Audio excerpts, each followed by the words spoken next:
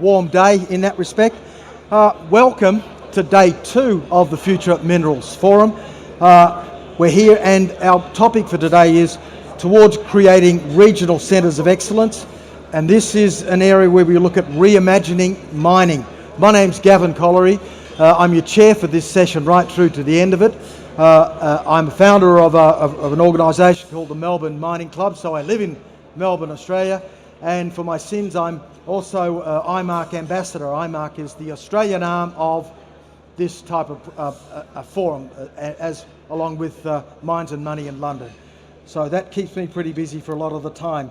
Our first panel today is geopolitics, critical minerals and building transformative partnerships. And we'll get onto that in a moment. But the last thing I wanted to say was I'd like to acknowledge our sponsors who have been very kind to us. There are too many, so their identities and their logos will appear on the screens at appropriate times.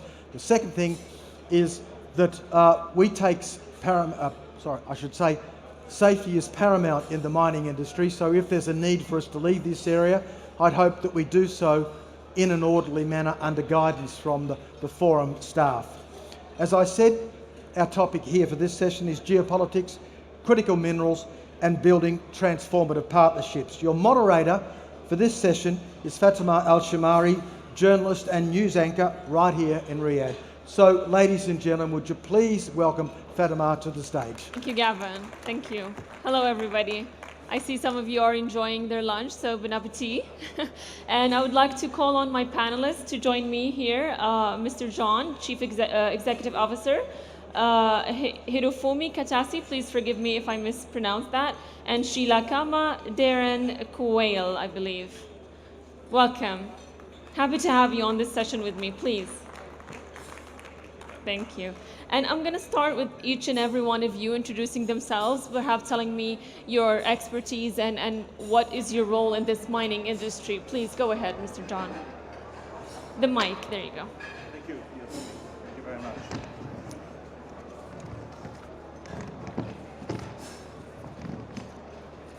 Fatma, thank you very much indeed.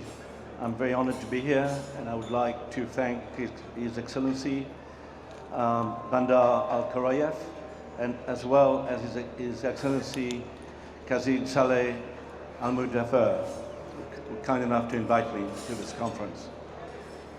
You've done a fantastic job. Thank you. The ministers have done a fantastic job. Yes. I think I can certainly say that I've been to at least 100 mining conferences, and this is definitely the best mining conference we've ever had. Well, let's have a round of applause for that, shall we? Yes, thank you. Thank you very much, and you're doing a great job. Would you like me to?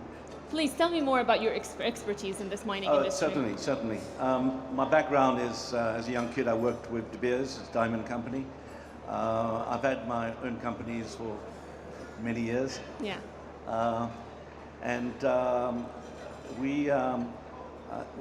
We've had a number of very successful mining ventures. Mm-hmm. We are a diversified group, which is basically mining, medtech, and conservation.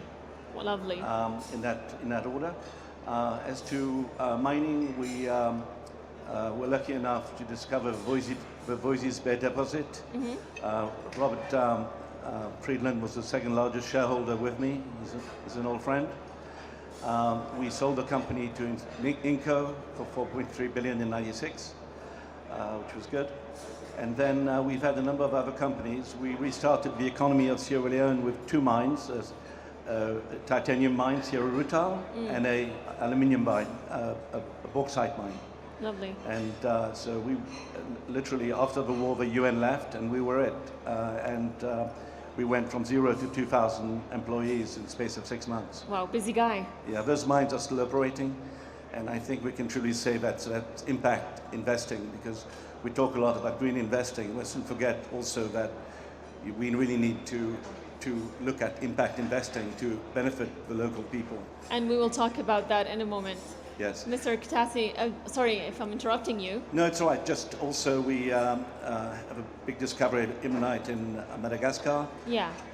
And on the medtech side we do heart valves and oncology. Been very successful with mitral valve, only one of its kind where you can have it in 45 minutes instead of open heart operation. It's a groundbreaking new system. Wonderful. This is based in the US. Anyway. And I believe your company is also the first investor in the Republic of Congo? We were the first to go in. They were producing 40,000 tons of copper. Yeah. And we got them to start joint venture. We did the first joint venture called KAICC Tailings. Lovely. So such a rich experience in the field. Mr. Katasi, can I hear from you? Thank you, Ms. Fatma. It's my great honor to participate in this session, and also I would like to express my great gratitude for inviting me to this forum. I actually participated the last forum, the first one, and I'm so surprised that it has grown exponentially since the first one to this one, not in terms of the number of the participants or the level of the speakers, but also the quality of the discussion. Yeah. And I hope that I'll be able to contribute to even furthering the discussion that is so necessary at this stage in the world. And if I can briefly introduce myself, I'm originally a government official. I have been working for Minister of Economy, Trade and Industry of Japan for 30 years, 35 years. And I was involved in the trade policy, energy policy, natural resource policy, technology policy, and I worked with bilateral relations with many countries, including this kingdom, and also with Africa. And currently, after I left the government, I'm Executive Vice Chairman of IPAMS. This is the company originally founded by Robert Freeland. But it has a very special technology to make disruption in many sectors. And one of it is the mining sector. We have developed a technology called Typhoon. So this is a super strong, clear geophysical survey system. Leveraging on this technology, we have spun out the company called Ivanhoe Electric, in which I still sit in the board. And this Ivanhoe Electric has just yesterday concluded a strategic partnership agreement with Marine. Okay. So we will create a joint venture to explore up to 50,000 kilometers. Wow. In the region? In this country, in this kingdom. In Saudi Arabia, okay. Yeah. Utilizing this Typhoon technology. Yeah. And this technology can go 100 times faster in terms of the area of explorations, and also 5 times deeper. We can go see as far as more than 1.5 kilometers in depth. Wonderful.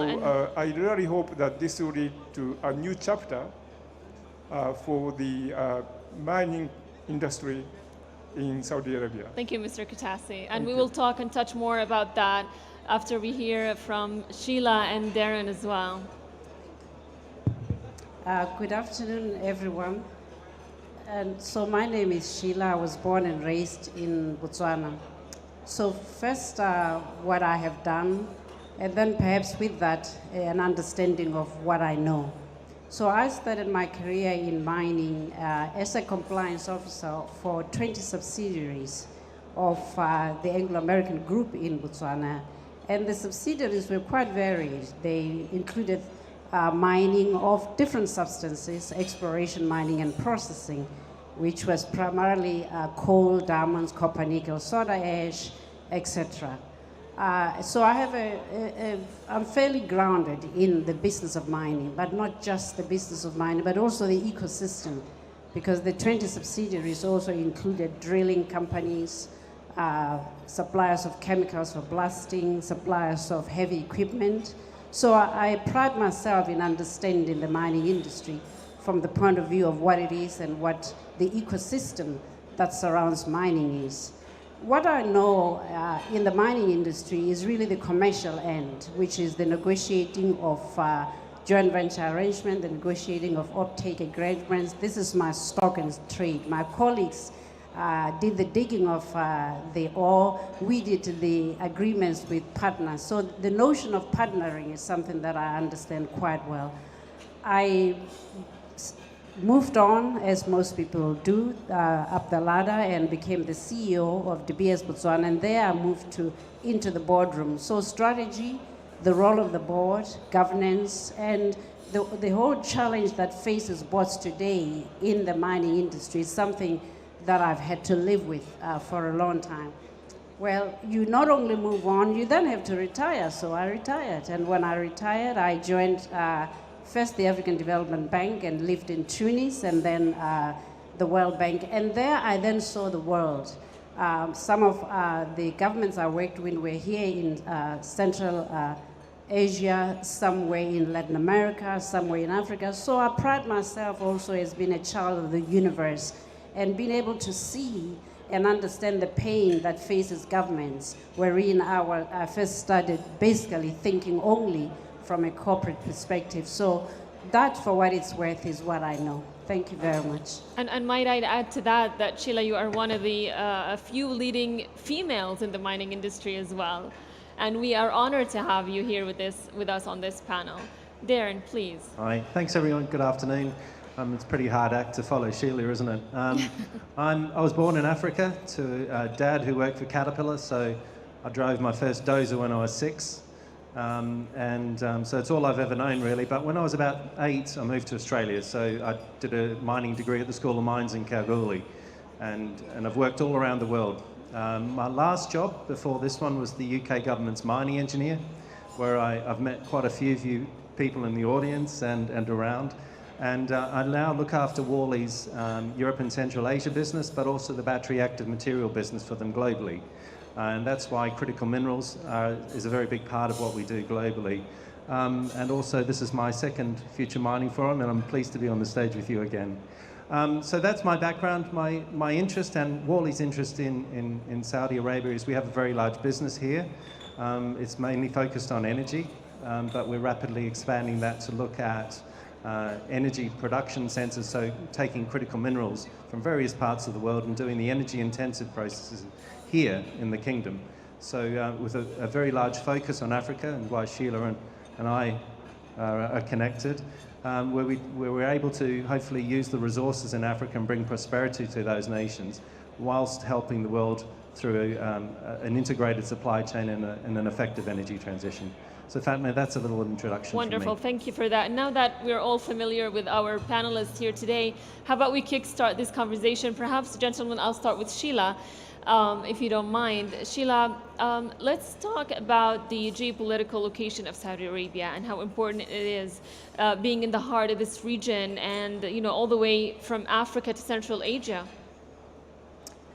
So I guess before I speak directly to the positioning of the kingdom geopolitically, it's good just to say what we mean by geopolitics. Mm-hmm. So I think of geopolitics as really as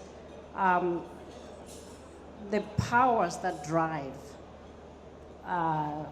national, regional, sovereign power based on two things. One, political power, but also economic power, and how countries use that to position themselves in the struggle for leadership.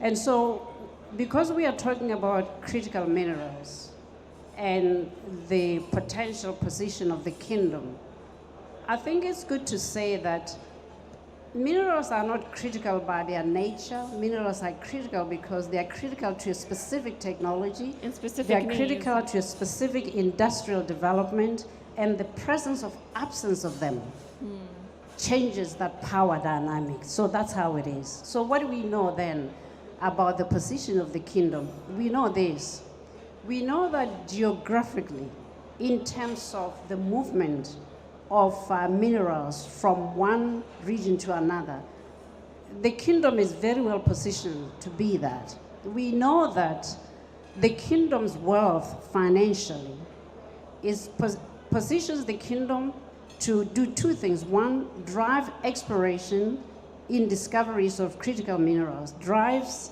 the procurement of critical minerals, drive the necessary investment in technology, in manufacturing the component parts that are necessary for this industrial dispensation. And if you think of it that way, then that you need minerals, you need finance, you need to be in the right geographic position, it would be difficult to argue against the position of advantage that the kingdom has. That would be my penny's worth. Thank Wonderful. you. And that takes me to you, Mr. John.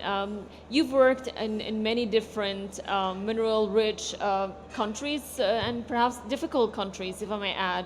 So what do you think of this region's wealth of minerals, and where do you place it at? Yes, we do have some countries that are endowed than others, such as the Congo, for instance. We normally choose to go to a country because we think that it's been underexplored. And generally, some of the countries that have been underexplored have been through not having the right governments in the past. But with this country, you have such a fantastic system of stable government for so long. But obviously, you've had the oil. So in a way, the other minerals have been neglected. So you're in the same position that you have tremendous potential. And clearly, the geology lends itself to gold, rutile, etc., etc. We've been working with the kingdom for the last 15 years on geology. We also work in Finland on exploration with the GTK, who's advising the government as well. And so we see tremendous opportunities, and not only just in exploration, but also in extraction. I think that in the future, we need to go to not just breaking the rock, as my friend Fuma does, and also he finds them and he breaks the rocks. We have to also have better metallurgy. We have to improve our metallurgy. Why? Because we have to have a better way of getting the mineral out, and also using less power and giving off less CO2, which fits in everything that everyone has said here many times. So you mean environment-friendly methods? Yes, you've got to finish the job. Yeah. And so, for instance, where we have proprietary technology for magnesium, which we can make from olivine or from dolomite, and we are in discussions with a group here in the kingdom for producing in the future magnesium from dolomite. Yeah. That's an example. In Greenland, we're working on an anorthosite to produce clean aluminium from an anorthosite as opposed to from bauxite, which leaves a lot of what we call a red mud. Yeah. So I think the technology goes together with saving the CO2, saving power, and that's the future. Wonderful. And Mr. Katasia, now you spoke about technology and how you have 50 acres now in this area that you're working on, is that right? And you said that it goes 5 times faster and deeper. Now, how can you use that technology to, so to speak, speed up the process of exploring critical minerals in the area, and at the same time, is it safe for the environment, as he was mentioning? Yeah, our technology is 100 times faster, 5 times deeper. Okay. And we jointly explore with more than 50,000 square kilometers. So it's 2.5% of the total land of this kingdom. And answering to a question, this is the extension of the existing geophysical technology called the electromagnetic or electric geophysical survey. So basically, you just put electricity under the ground. Okay. So it's not intrusive. So if you go to a hospital, you have some X-ray Yeah. or CT scans, but nothing happens. Yeah. It's not intrusive. It's non-intrusive. Yes, So this interesting. method is non-intrusive, and And it's not inclusive for 1.5 kilometers no, under? we just put electric Okay. underground. So we never break the ground. And it goes how deep? More than 1.5 kilometers. Yes, okay. Yeah. And where about the other conventional technologies can go like 300, 400 meters. Okay, wow. So, and of course, if there is nothing, we cannot make up any minerals. But if there's anything in it, we can sort of expedite the exploration process by far margins. Because after this geophysical survey, we need to drill it to prove there is something. Yeah.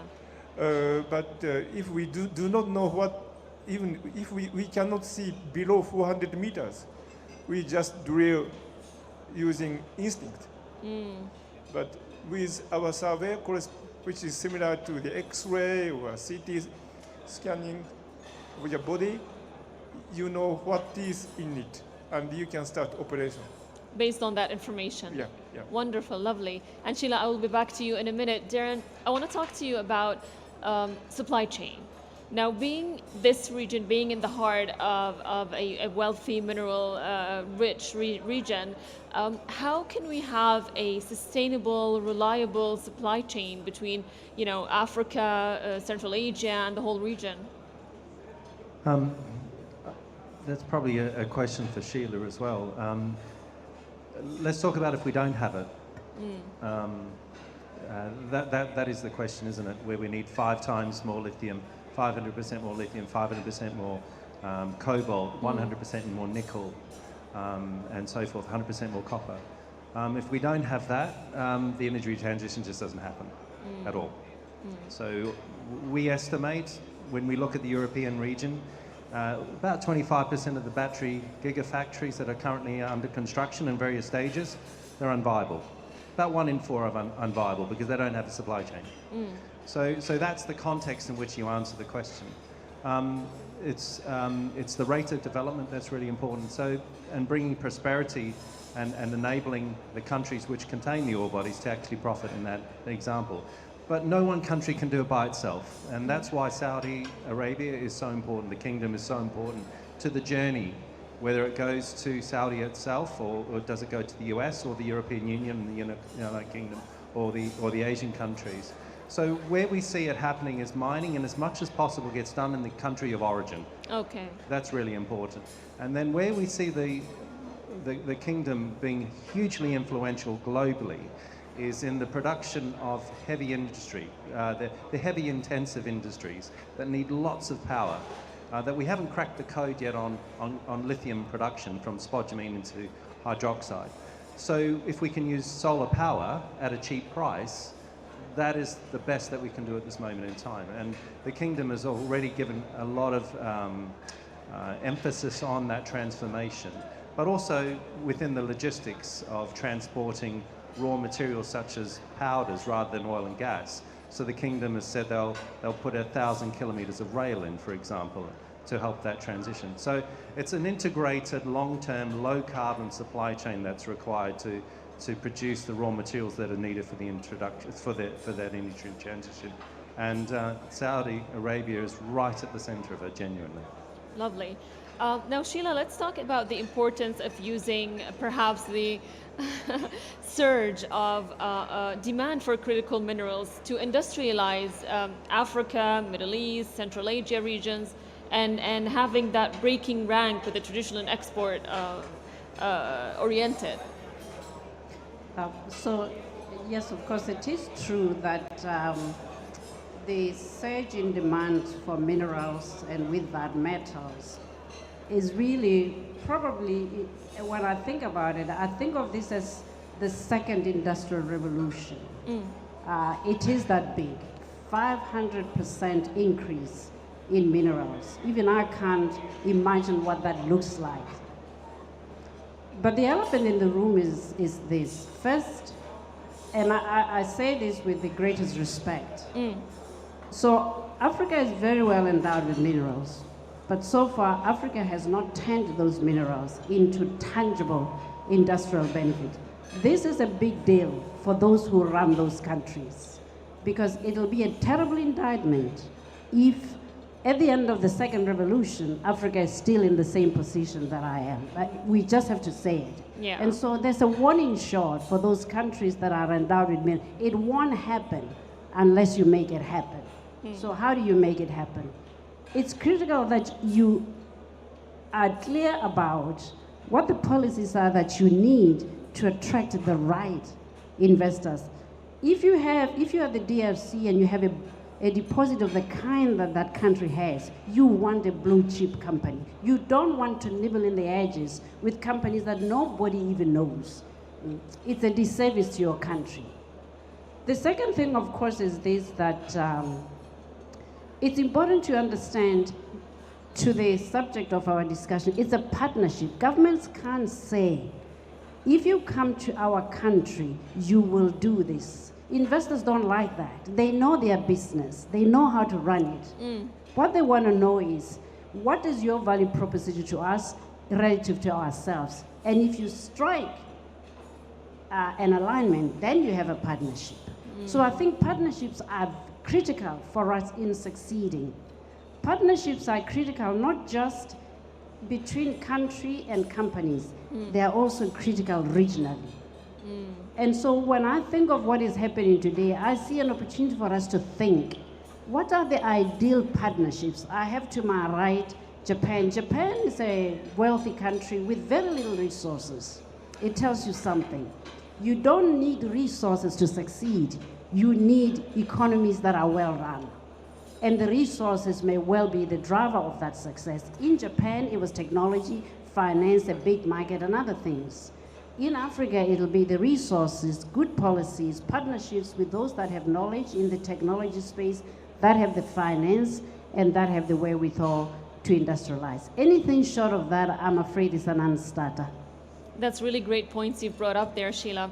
Now, Mr. Katasi, speaking about that exactly, what she was mentioning, and Africa, how can emerging demand for critical minerals to reach net zero emissions affect Africa and mineral-rich regions in Africa?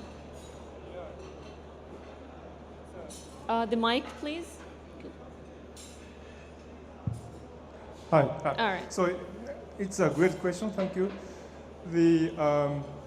So in order for the at global level, the energy transition to take place, Africa metals is dispensable. So we need to have the massive investment into Africa. But as Sheila said, it doesn't necessarily mean that this will automatically lead to the growth of Africa.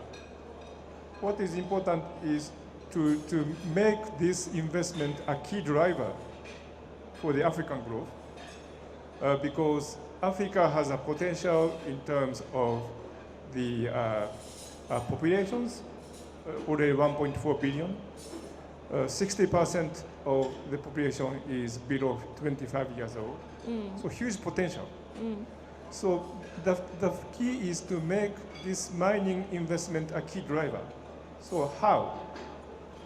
So first, the mining the investment should be a key driver for all the government to get a right regulatory and legal business regime. Okay. Secondly, this should be the key driver for the development of human resources, as well as diversifying workforce. And thirdly, this should be a key driver for the building up of the key infrastructure, including the logistics infrastructure. Okay. Because some of the mines are in the inland, like in DRC, it's in Katanga. So in order to transport it should go either south or east or west, but we need infrastructure, and most of these infrastructure will go cross-border. Okay. So we also need the institutional key infrastructure to expedite the clearance of the custom. Yeah. And if this mining investment can make this happen, this will be also a key infrastructure, key driver for the whole economic growth. So that's why I think the partnership, private, public, and also international partnership is a key to make a right to make investment a right key driver. And here comes the geopolitical question, because the now United States is now regarding China as a strategic competitor, and there is a move on both sides to build independent supply chains, and this will lead to the competition Yes. into the mineral resources.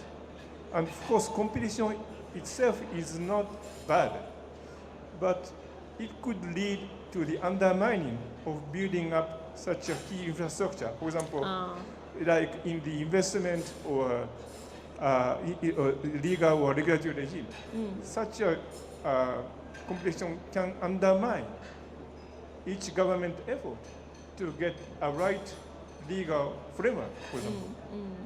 So that's why we need to have the countries such as the kingdom who take a role to leading the partnership, overarching a difference between the United States and China, because this is really rational, because all we are doing is in the common interest of everybody, including China and United States. Correct. If we cannot stop global warming, Yes, and there will be no winner. mineral-rich countries as well. Yes. Yeah. So that's why I think that the role of this kingdom is very important, and hence the importance of this forum.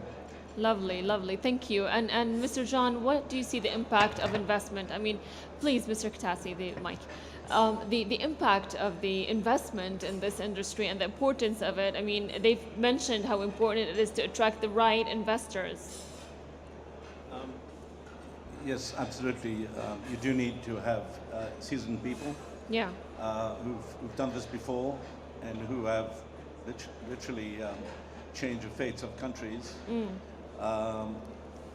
Voisey's Bay is a typical example. We went there exploring no infrastructure with helicopters. The employment rate was minus 40%. There was 40% unemployment. Because they relied on fishing and the fish had gone. So the discovery of Voisey's Bay changed everything. Absolutely. It went from a 40% unemployment to full employment, and today that whole area, Newfoundland and Labrador, is booming. And when you have the wrong kind of investors? Well, it won't go anywhere. Because you'll be giving concessions to companies that really aren't going to perform. But there is a way of doing that, and there is a way of making sure that people do perform. Generally, most countries will have it to where you start off with a big area and then you do what you're supposed to do, and then you shrink it down to a smaller area and so on, until you're left with just where the mines are going to go in effect. So there's a way of controlling that. Lovely, wonderful. So that will lead me to Darren. I want to ask you about the risks. The risk of expanding to Africa and which contains the bulk of raw materials naturally. What do you assess the risk of the expansion or the speed of expansion, so to speak? Okay. Worley are an engineering company, and we're pretty predominant in the battery active material space. We're engineering, from the Western world point of view, we're engineering most of it at this stage. So we're on the growth curve. For us personally, the risks are people. We don't have enough. We need another 3,000 in the next couple of years. And kids don't want to become mining engineers or metallurgists or geologists anymore. And this is a big issue. We don't have enough trained people. So we're looking at academies, and in the countries of which we're building the facilities. We have a big academy in the kingdom as a point of interest. The next bit is the understanding of engineering. When you engineer, you expect to be talking to clients that have an understanding of the gated process and feasibility studies and feed studies and all those sort of those well-acknowledged engineering processes which reduce risk, to come up with a facility that makes what it says it's going to make with all the right parameters. And what we're seeing at the moment is we still do have educated clients like that, but we're seeing more and more, we're seeing cashed up investors with no understanding of engineering.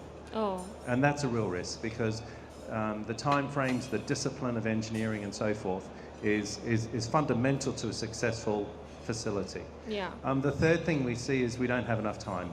The way we engineer at the moment is taking too long. Time is not on our side, so we're investing in ways in which we can shorten the engineering process while maintaining safety and production and throughputs and so forth. So if you combine all that together, then you overlay the geopolitical bits. The unintended consequence of this race to zero, if we don't change the way we mine, turn reactive into proactive. An external challenge is really competition. Competition for water. And this will probably help a number of the other panelists in terms of the direction to go in. The big one is communities. Right now, mining and communities can be a great conflict over water, and that has stopped many an operation. So we have to actually address water in the communities. The other one is water in the environment. There are examples, for example, Escondida in Chile. They are no longer permitted to actually abstract water from the salars. So what do they have to do? They have to go and build a desalination plant. And there's massive implications of that. So the environmental challenges, the community challenges, and then, in fact, the third relates to just competition between industries. So where's that water going to be most valued and deliver the greatest value to in fact, community, to the world as we are. So anyway, I could get going for a long time, so I'm going to pass this on to whoever you choose next. Brilliant. Thank you very much, Dennis. And I know how much, well, I have an inkling of how much knowledge is in there. But Hashim, I wanted to come to yourself next. So Dennis has talked about both those internal challenges, so how do, or kind of, I guess, opportunities, how do we get proactive with regards to managing our water, and then those external pressures, so be it with regards to communities, the environment, and then other industries that want to use it. Do you see the same kind of challenges here in the Kingdom of Saudi Arabia? Yes, of course. Our division here in the country where this, like Saudi Arabia is located, one of our duties at Saudi Geological Survey actually is to preserve our resources, our water resources from depletion, especially when it's come to mining, and because there is a lot of demand on groundwater in agriculture and mining as well. We have to look very carefully in these figures of water. Therefore, one of our duties is to know how we can use this water wisely. And the issue we are facing actually, beside of the scarce of water in the country, it's, how we can manage it. Thanks of God, we have a lot of raining water, which is in the southern part of the country, but how to use it in this industry, it's the most important thing. We have this Arabian Shield, which is in the western part of the country, which has a lot of mining industries in the country, and to bring water from far distance, it's a big challenge. Yeah. Yeah, so that transportation of water is so difficult.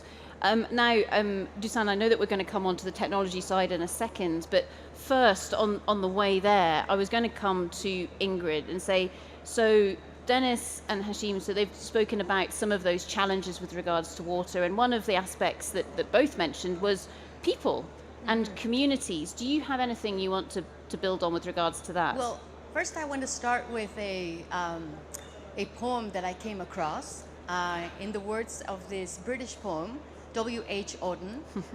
He's got this beautiful line where he says, "Thousands of people have lived without love, but not one has lived without water." Brilliant. So when you hear these predictions about how many of the battles that we'll face in the future, a little bit going back to what you were saying earlier, Dennis, you can understand why some people are thinking, well, some of the future battles are going to be around water. They may be around love as well, but that's another conversation. I'm not going to go into that one now. But yes, so in our organization, we work with different NGOs introducing various new technologies.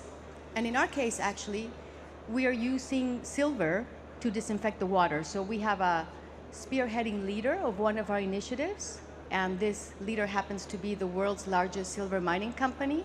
It's a Mexican company, it's called Fresnillo. And so basically we go into communities, mining communities and non-mining communities, and we introduce these systems that use silver to disinfect the water. So it's great in order to raise awareness about the value and the benefits of silver. So that's one aspect. But the other aspect is how we involve local community members exactly in this point of how they become stewards, because when you come in to introduce these programs, you come in at the beginning, and that's great. You can come back and check in, but it's the people that are there that have to maintain them. If you're partnering with a mining company to do these programs, as we are, mining companies are actually great development partners. I know that this was a topic earlier today. They're there, they're great partners because they're in these remote parts of the world, and they're there for decades, unlike local governments. So they really work very well. But at the end of the day, you do want the community to have those abilities to lead these programs. So it is that's one of the challenges. It's one of the opportunities, but it's one of the challenges. Fantastic. Thank you very, very much for that, Ingrid. And we've got even more poetry coming in, not just Coleridge's water, water everywhere. Brilliant. Exactly. Dusan, how about yourself? So if we think, okay, so we need to look after this water, how can we make sure we either don't need to use as much in, say, our processing or all of the other aspects where we can deploy technology? Any suggestions? So I think one thing that is constant in this discussion is getting a balance of the ecosystem, if you like. But here we're talking about water, so balance in the use of water. And that's really also very, very important in the handling of minerals and ores all the way through the supply chain, from the ore body to the process plant to the port, etc. So understanding the relationship between the water that is present in that ore or mineral as it moves along the supply chain is critical to maintaining the operation to keep going, and you know, to reduce downtime and problems that may be occurring on site that might increase your operational cost of the facility. But also, you know, there is an influence there on the secondary streams that are coming once you process the ore. So, you know, we're talking about the brine from the salt. We're talking about some kind of gang that requires attention. And so if we consider then the development of new and disruptive technologies or different technologies for processing that are less water consuming, which influences the balance, I think it's also important to consider how that may affect the operation and what you then do in order to optimise the supply chain for that mineral or resource.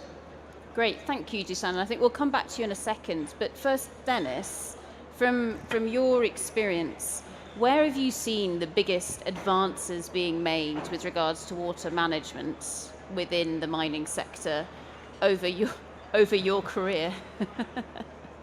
Well, it's interesting when I think about how water management has changed over the last number of years. A lot of it has not changed as much as Yeah. Ooh. Do you want to pass that microphone over? Thanks. I actually attend a number of conferences, and I find that what we were talking about 20 years ago, we're still talking about today. And some of the basics, for example, measurement. Technology has improved in terms of measurement, but we need to, if we're going to manage something, we need to measure it. And that's the standard saying. So no matter how basic that is, I actually think that we need to really focus in on simple things like water balances and measurement. The other area that I was actually really interested in, that was mentioned by Robert Friedland, if I just say Robert, probably everyone knows who I'm talking about, is the Ivanhoe typhoon. And the fact that they're not only going to use the geophysics to be able to identify ore bodies, but also to map water. And that to me is actually really exciting, because you know, when we know where water is, how much water is there, then we realize how much of a challenge that we have, if I focus particularly on Saudi, because of the very limited aspects. So technologies in terms of identification and tapping into that water. The third aspect is really about what are the technologies, and there are technologies that are there to extract value from streams that are contaminated, that may become a real issue to the environment, to communities and so forth. And there are technologies out there to tap out the metals, you know, the critical metals that we're actually looking at and searching for. We can actually tap into those from some of our waste streams. So there's companies around the world, and I actually work with one of them based in Australia, that is actually tackling the ability to treat water and yet recover valuable materials and minerals. And I think that's been a fair advance. And I could go on. There are a lot of other opportunities out there, and there's some folk in this audience that have technologies that are very applicable to us using water more wisely. And maybe we'll come back to that a little later. But yeah, no, absolutely fantastic. Thank you, Dennis, with regards to that. And Dusan, maybe coming back to yourself again, what's one of your favourite technologies that you've seen recently that's had a massive impact or has the potential to have a really big impact? Oh, look, I don't think I could say one. I could name a number of them. I think what is really exciting, at least in Australia and in a number of countries in the world, but my perspective is Australia, is the applied research and the collaboration between tertiary institutions and industry to global sustainable issues that, you know, everyone is facing. So, you know, this kind of innovation that is being born out of you know, very kind of positive ideas of doing things together. We're talking about gender equity, we're talking about multicultural people coming together, as well as, you know, kind of having a opportunity for sharing in the prosperity of you know, increase in the resources. So I think that was one thing that kind of spoke to me a bit earlier from the first presentation this morning, is the role of mining in the development, as a development partner in shared prosperity. So I think this is something that maybe Ingrid might want to have a chat about, you know. Yeah, so Ingrid, your ears are burning. Is there anything you would like to leap on there? Well, yes. I mean, this idea of shared prosperity is obviously crucial, is what we're getting at with the SDGs. And so, for example, in our organization, it's as much as about at the level of collaboration and implementation. That's why we look to coordinating with the mining industry, with other private sector partners, government, NGOs, local communities, and so on. And that's in the process of actually bringing about the projects. And then, of course, the idea is that in the result, that will be shared. But it's important to remember that it's the whole process. Yeah. So you want to involve the beneficiaries from the very beginning, and you want them sitting at the table as one of the members with whom you're going to be making these decisions, because then it's going to be more successful. Yeah. And prosperity is not just, again, at the end. It's also having that opportunity at the very beginning for all the participants to put forward what they think is the way to go forward, because right there you're building capacity. Right there you're giving voice. Well, you're making, I mean, they have voice, but you're giving them the opportunity to express it. So, you know, it's that whole range. And so just sticking with yourself, Ingrid, so I used to work for one of the other large mining companies of the world, Anglo American, and they are in the process of commissioning a large copper project in the south of Peru called KAICC. And one of the main challenges there, of course, was water, because there's not a whole load of water in the south of Peru. And what the company did was they said, okay, well, we need to work with all of these different stakeholders. And instead of putting mining in the middle of that table for the subject of debate, actually the really big issue in that area was water. And so water was the topic of discussion. And not only through those dialogue tables did they come to a collective set of ideas and agreements as to, okay, how can we better manage water in this region? But it was through the discussion about water that Anglo American built the relationship and the trust and the respect with all of those different parties. Ingrid, I don't know if you've got anything to add to that, and then Dennis, I'm sure you've got an opinion on this, and Hashim also will have something as well. So we have one, there's a couple of different methods that we've employed in our implementation, and one of them is called Cameras for Change. And basically what we've done there is we've paired engineers from the mine with local people, ideally school teachers and indigenous leaders and other leaders from the community. And it's really interesting what happens. So rather than having them sit across the table to discuss these issues, which can be very confrontational, we gave them cameras.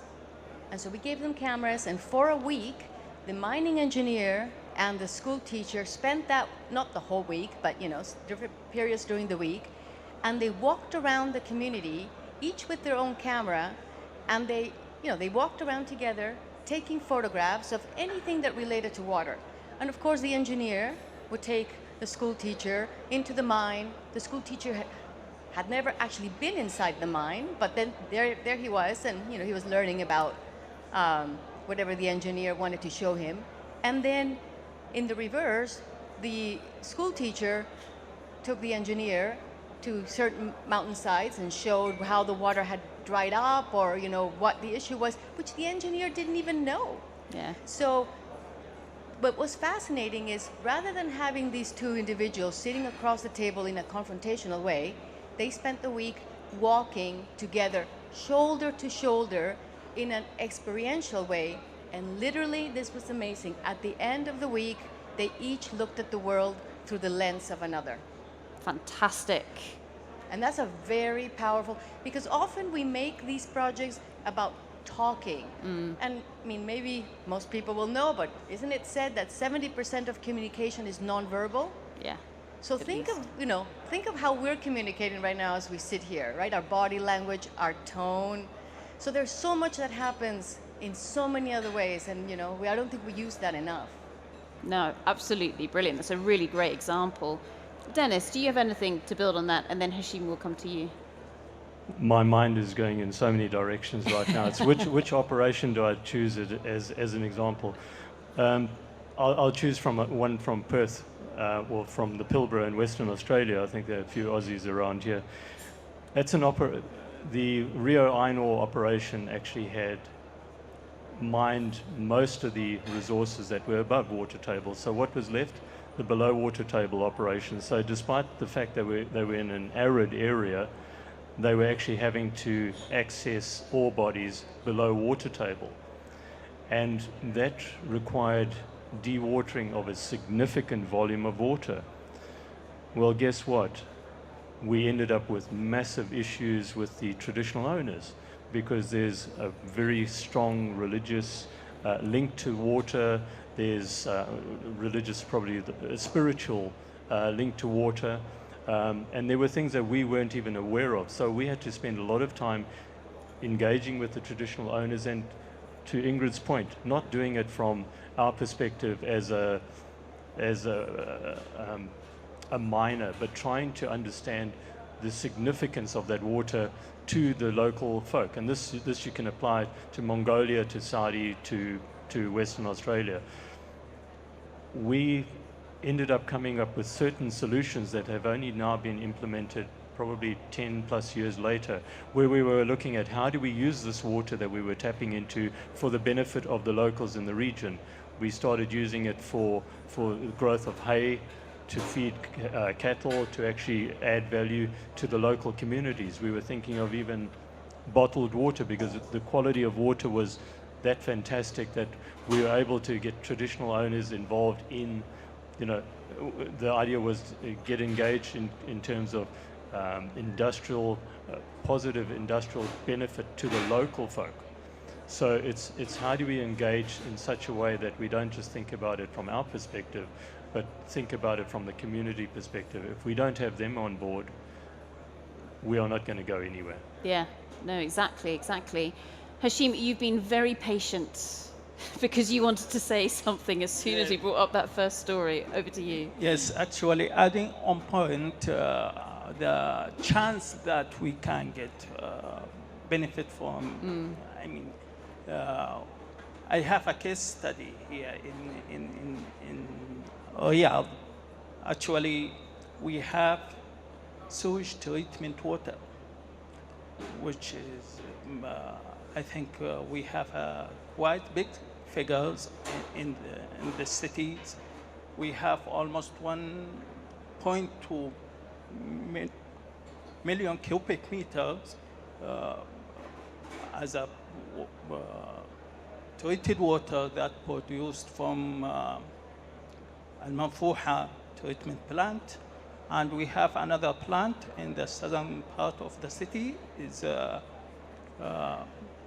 Ain al-Heat, which is producing 250,000 cubic meter per day. It's a quite big figure. Yes. And this water can be used to fill the gap in water needs in mining.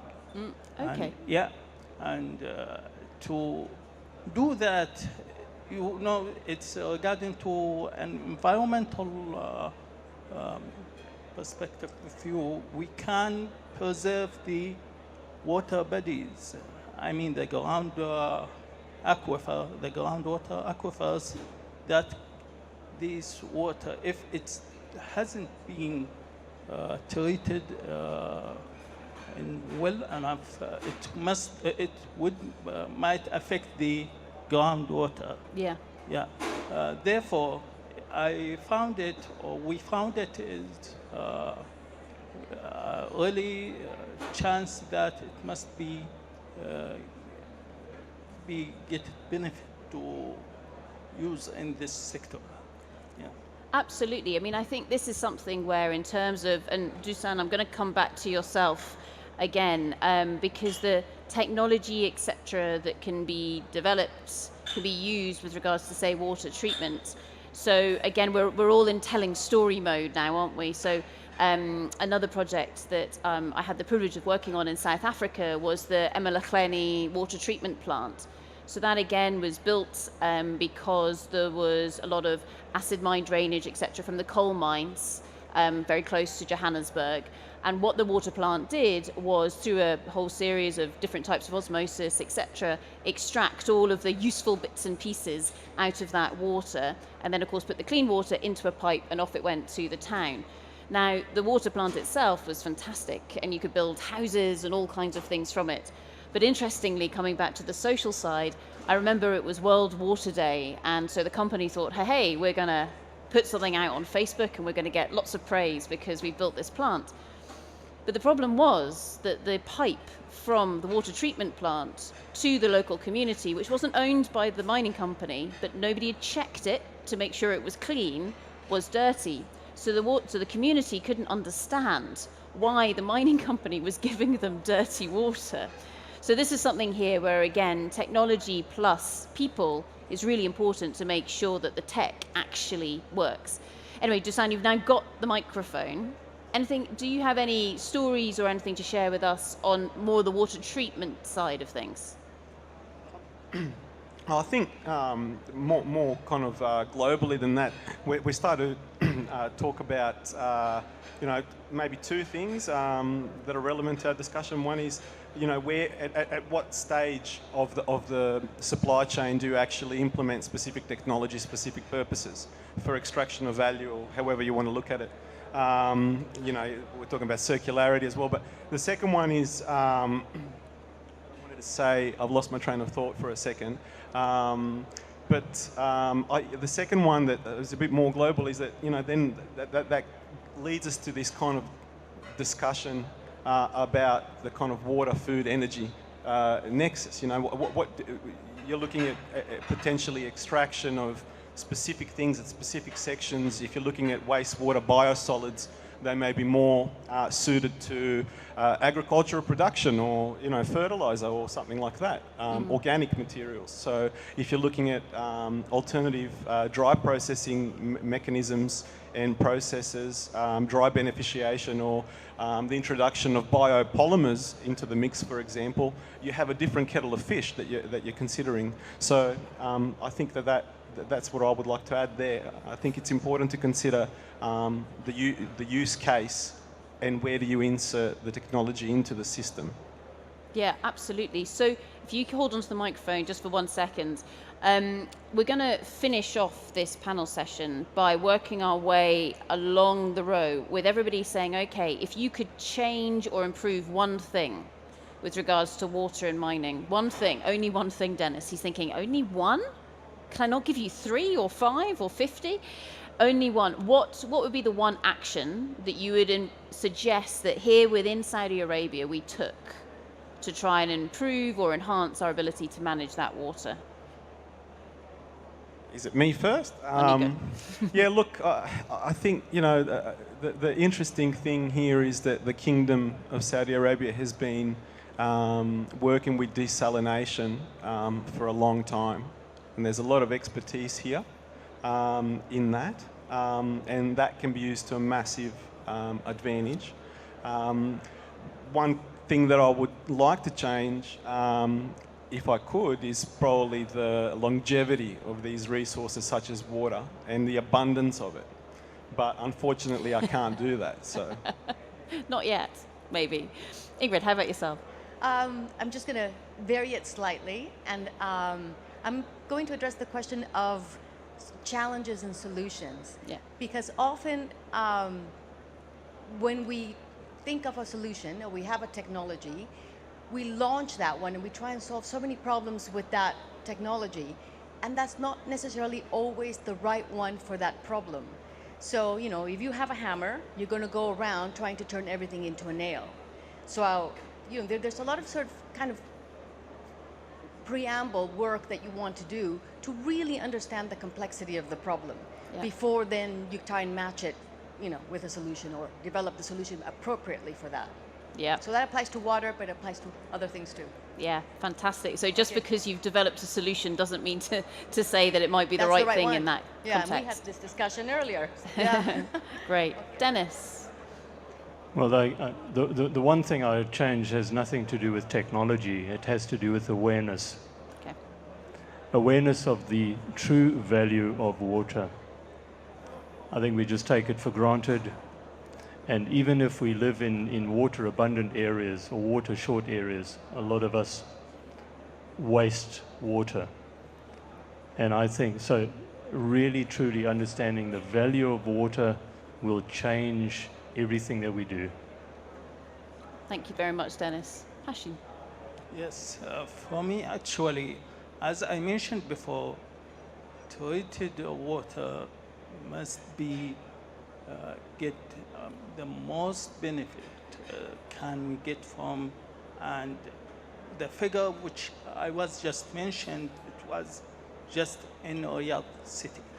And if we could apply that on the other cities, we will save a lot of amount of groundwater. Brilliant. So take the fantastic example from here in Riyadh and apply it elsewhere as well. So our wonderful chairman is waving at me at the moment. So I'm going to leave you with those wonderful words that were stolen from Auden. So thousands of people go through life without ever being loved. I hope that doesn't happen to all of us here, but nobody goes through life without encountering water. So thank you very much, everybody, to our wonderful panel. Thank you. Thank you, Sarah. We've got it there. Great. Thank you, Sarah. Thank you, panel. It's such an important topic, and I know because I worked for many years in the Philippines on a copper project. And in that copper project, in the early days, we were in the mountains, we were accused by the community of poisoning their water. And we thought, no, we're not. And we worked with them and moved upstream and found that there was an artisanal mining group mining copper, and they were doing. But what we did after that to solve it forever, we took the community away and we had them educated about how to monitor water, how to measure it, and every time that the results came back to us as a mining company, they came to the community. And what we did was we abdicated the right to cheat. Never a problem with water again, because the community owned the situation. Yeah. Again, thank you, Sarah. Thank you, panel. Very important subject, water. Thank you. Ladies and gentlemen, would you please join me in thanking the panel? Thank you. Okay, we're moving on. This next panel is digital insight, understanding how artificial intelligence improves exploration and mining. For those who've been here for a little while today, we had a really good insight into artificial intelligence from the space station and how it can be utilised. I think what we're going to do is delve a little deeper here. Your moderator here is, where's our moderator? Is Amra Mohammed Khashoggi. Amra, thank you very much. Thank you. May I allow you to introduce your panel? Thank you. And I'll give you a 5-minute warning towards the end. Okay, I don't see any of them. Ah, there they are. Okay. I know it's coming towards the end, and so I'm sure everybody is kind of tired, but let me welcome our Dr. Khalid. تفضل. Hello. كيف الحال? How are you? Nice to see you, Axel. Nice to see you face to face. Hello, أختي سارة. كيف الحال?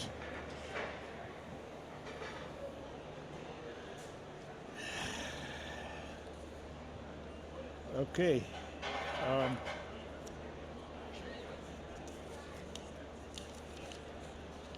If you'll have to excuse me, this is my 4th session, so I just have to reorient my head on what we're talking about.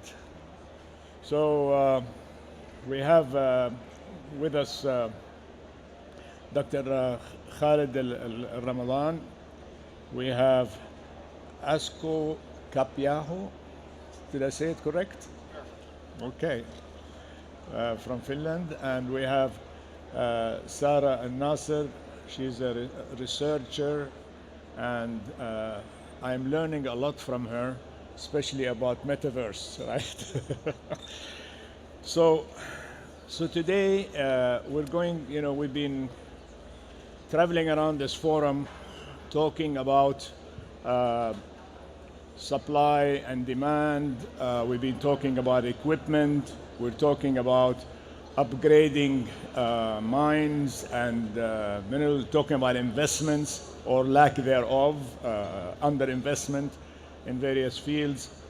And so now we need to address the technology and the innovation and how it can help us to support the mining industry, which is a promising sector in Saudi Arabia. So let me start, first of all, with Dr. Khalid, because he's in education. So he's preparing the future miners of tomorrow, right? I hope of today, because we are running really late. So the floor is yours. Well, thank you, Amro, for having me, and it's a great pleasure and honor to be here with such distinguished audience at the Future Minerals Forums. What a nice atmosphere to be outside. As a field geologist, we love to be outside, and it's really a wonderful moment to be here. Well, with regards to exploration in geosciences, we know that the most difficult part in geosciences is that we are dealing with a massive amount of data of different scales, qualities, and resolutions. When it comes to scales, we deal in mineral exploration with larger scale, like satellite images acquired from remote sensing, all the way to core data acquired from boreholes into micro or nanoscales data acquired through geochemical analysis. And all this complex type of scales of data really pose a serious issue with respect to the interpretation. And trying to, as a geoscientist, trying to put all these data together and get the best out of it and get the pattern that will help us in the exploration phase to pinpoint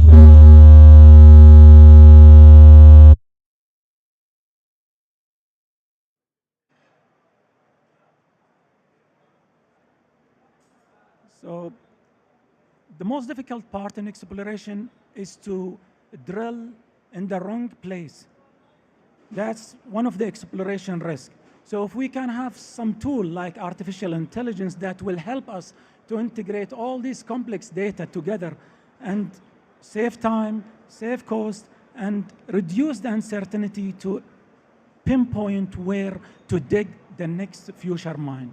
So I think from education point of view, if that's the second part of the question, the most important part or the most duty of educational institutions is to prepare the young talents from early stage of their studies, like in the freshman year or sophomore year, by introducing some of these AI digitalizations and data analysis and analytics in order to equip them with all needed what you call tools that will help them in their majors and their even what you call workforce when they graduate.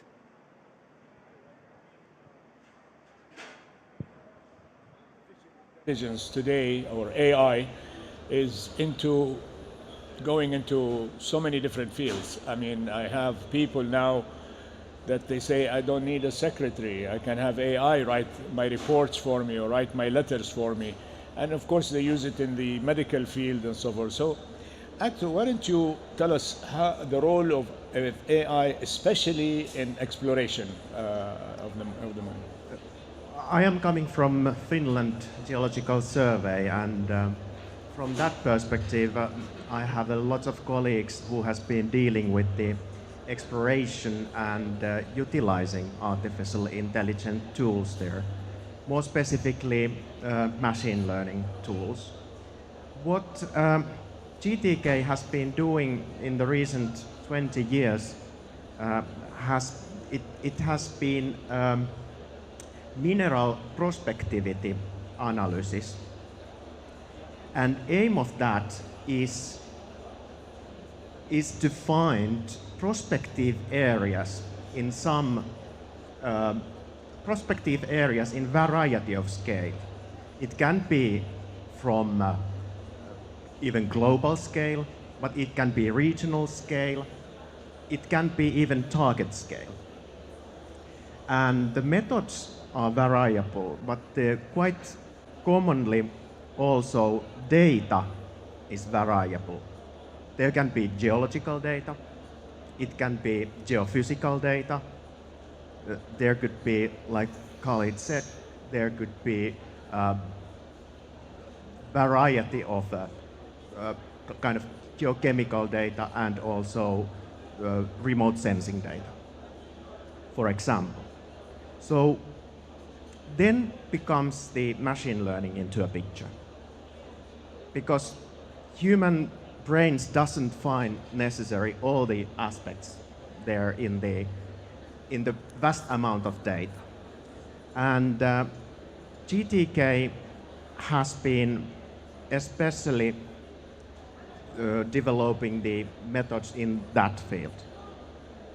I give you an example. For example, if we have orogenic gold mines, known orogenic gold mines,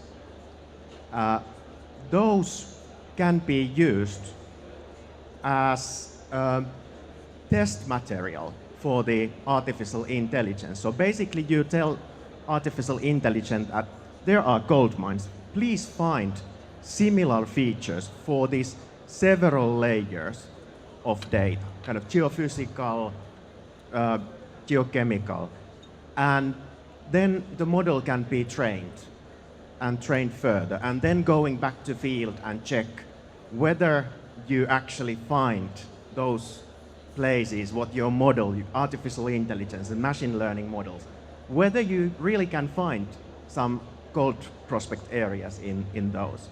And that has been one of the methods what Geological Survey of Finland has been developing. We've established a professorship on that field, and a very good colleague of mine, Vesa Nykkänen, has now a team who is producing scientific results constantly on variety of commodities. And that is one of the key elements there. Thank you. Sarah, I mean, there is now more and more collaboration with educational institutes, with people who are involved directly in the field, with mining companies, with equipment manufacturers, all the kind of stakeholders, but also in the research and development, such as at KAICC where you work. I never knew what metaverse is before, and I had to download Snow Crash novel, which was written 20 years ago about another world and so forth. But you are very knowledgeable about metaverse. How do you see the application, and how can we use it to help close the gap in terms, especially in terms of encouraging young Saudi men and women to work in the mining industry? Yeah, of course. First of all, thank you for having me here, and happy to share my ideas about the advantage of metaverse in the mining industry. First of all, the metaverse is an immersive virtual reality. It's really a general world that can describe the limitless software and hardware of creating an immersive world. VR is one of the technologies that have been used in metaverse, of course. So the VR have the advantages in the mining industry, I believe, in two main areas. The first one is the production, let's say, optimizing the process of mining by including engineers, managers, safety managers into the process of mining to optimize, to create the safety protocols, to create the process from A to Z. or simply by inspection the process. The second thing is using VR for training. We can train people all around Saudi Arabia by creating hands-on, on-site experiment. By using simulation, we can create like an on-site world, and one of the main challenges to do that is having high-quality data, as Dr. Khalid and Dr. Askar has been talking about. If we get the high-quality data, so we can depict the real world and the real mining site to create the best training experience as we can. We can train the new skill set, find new talents. We can train in maintenance, I'm talking about the research perspective. There hasn't been much research on mining, using VR in mining. This is a new field of research, which I find has a very good potential. But there have been studies about comparing the training using VR, comparing to the traditional training method, and they've been training using VR reduced time significantly. But we're heading in that direction, right, towards using more and more of this technology. Let me go to Khalid.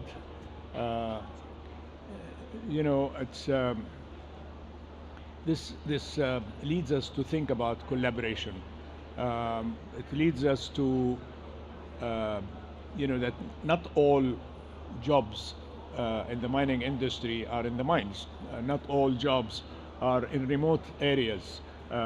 Many of them are in the city, in engineering and so forth. So how are you addressing the preparation of the next generation in these various areas, and how much of the metaverse and AI and virtual reality or VR, as I'm getting used to using these acronyms and so on? Well, it's great that Sarah has mentioned one of the limitations of the VR or metaverse, which is the requirement of time and high amount of quality data that is needed to create such virtual reality platform that need to be updated. However, there are certain what you call ways, like what we have seen in this exhibition. We have seen 3 at least entities, Aramco, KFUBM, and Ma'aden, have shown their VR or metaverse technologies, and they have shown also the application towards the mining industry or minerals. In education, VR picked its peak during the pandemic, especially in 2020 and 2021. As a geoscientist, one of the main important, one of the what you call a flagship course is the field geology. You need to take the what you call students outside to train them on several field skills. And during that difficult time, during the pandemic time, we were not able to take them to the field. So the only solution or the only alternative was to utilize VR. Luckily, we have had a team of remote sensing and of computer scientists, young, who were into this technology. They designed within 3-4 weeks a nice platform that will imitate the field side. And that has at least bridged some of the needed skills that we were striving to have during that difficult time.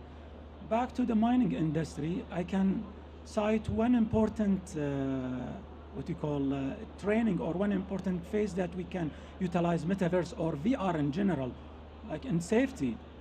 Take, for example, the blasting operation phase that is used to disintegrate and fragment and loosen the rocks from the mine. If you have a newly joined employee, you don't want to put him immediately into such dangerous situations yeah. and train him.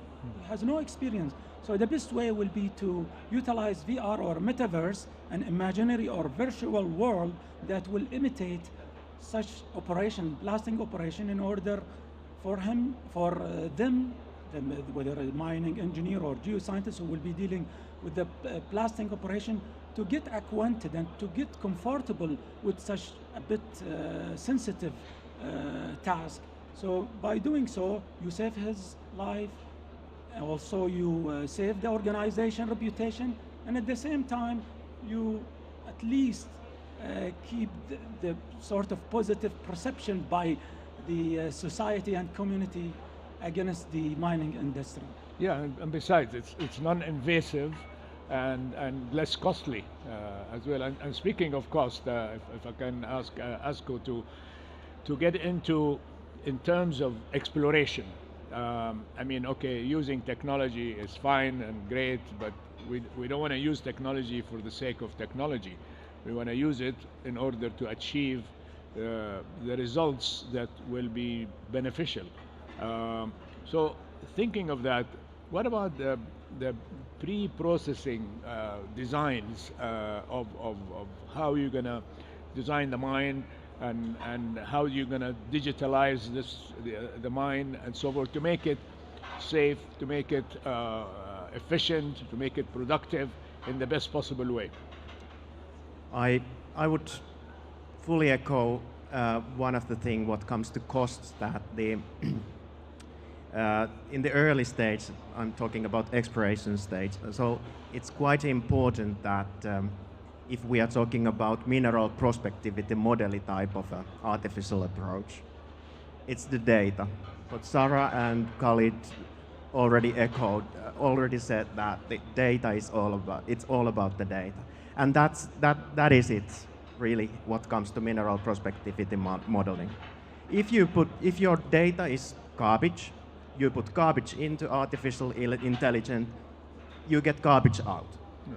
It's quite simple. So if I would recommend something to somebody to invest somewhere in the early stage before even mine phase, it's high quality, well QC QA controlled data. It's all about the data when in the starting phase.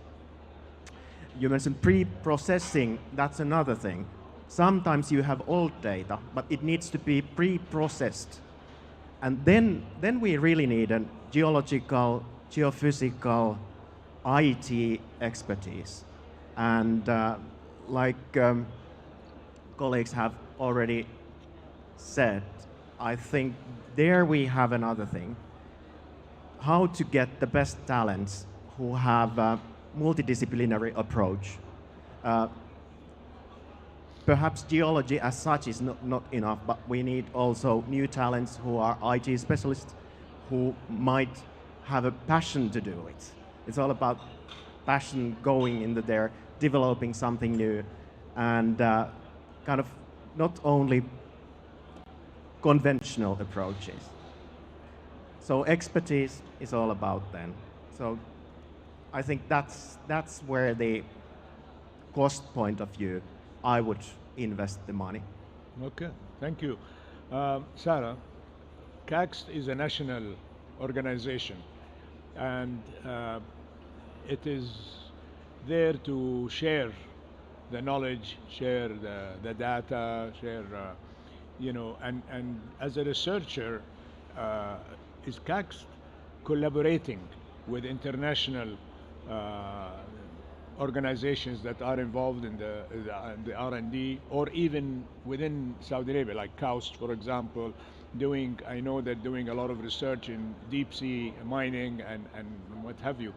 So is there that collaboration going on, and is there collaboration between KAICC and, let's say, mining companies or people in the private sector? So I'm looking for the public-private partnership in that question. Yeah, of course. There's the excellence centers at KAICC that we collaborate with international schools, big schools. example, my center, we're collaborating with Cambridge University in research about different topics and manufacturing in general. And there are a lot of centers in KAICC collaborating as well. And yes, I was thinking about the same thing, about the collaboration between the research, the industry, and the people, the three things. And I was thinking about how we integrate this new technologies. Because integrating these new technologies is a journey. It's a big challenge, and it's a journey. So I believe that by viewing the workforce needed, the skill set required for future, and by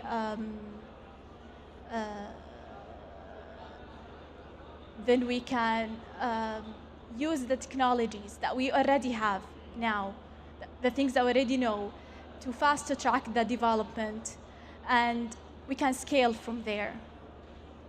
Okay.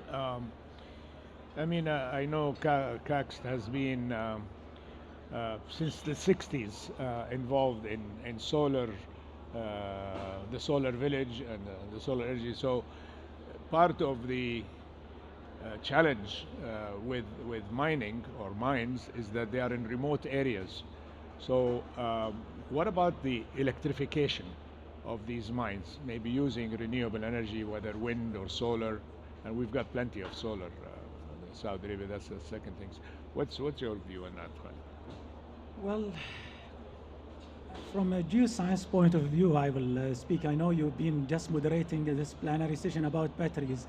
Remember that solar panels and all these batteries and all these clean energy that we are moving towards requires specific types of metals like lithium, cobalt, and copper, and all these ones. And I believe 60% of it is coming from the Africa and mainly from land. And it's time, if you have had chance yesterday to attend the marine mining or subsea or deep sea mining, that could be a new frontier that we need to invest in order to, what you call, mine, and in order to extract things that are located in our, what you call, coastal or seas. Remember that Saudi Arabia is blessed with a long stretch of seas, like the Red Sea, 2,250 kilometers. And in the middle of the Red Sea, you have this opening and all these lovely, what's so called, magnesium deposits that are coming from the magma. So if we, by somehow can explore, characterize those ones, and they're already been done, by the way, in several countries like Germany, like Canada, like India, United Kingdoms. The technology is there. We need just to bring it up, utilize it, and extract huge amount of metal resources that are lying in the Red Sea or Gulf of Aqaba that will help us to produce more solar panels that will definitely contribute to the future mines that will open up, inshallah. Okay. I mean, today there is a demand and supply disconnects. Okay, the demand is outstripping the totally outstripping the supply, and it's creating maybe a global crisis. Saudi Arabia is sitting on mineral reserves of $1.3 trillion, okay, and the world is hungry for it. So in your opinion, where do you see the fastest way that we can meet and mitigate that risk of that looming crisis that's already here, and we are a few years behind it, and it requires investments of $200 to $300 billion a year, and so if we talk over the next few years, and the gap is getting bigger, and we're talking maybe $50 trillion, according to the speaker this morning, the CEO of ERG. So what's your opinion? Europe certainly is dependent on raw materials, and what European Union has done is they have, or we as a European members of the European Union, we have defined a critical raw material list for European Union. There are several ways how that could influence from the European perspective. It lists raw materials that we especially are dependent on, and one of the aspects is that they secure the supply chain. How to secure that is the European level contracts with the outside the Europe, and I can for sure understand that there is a huge interest also for Europeans to do that. Another thing is to develop the tools, technological tools for improve the exploration, and also to attract investments in the exploration.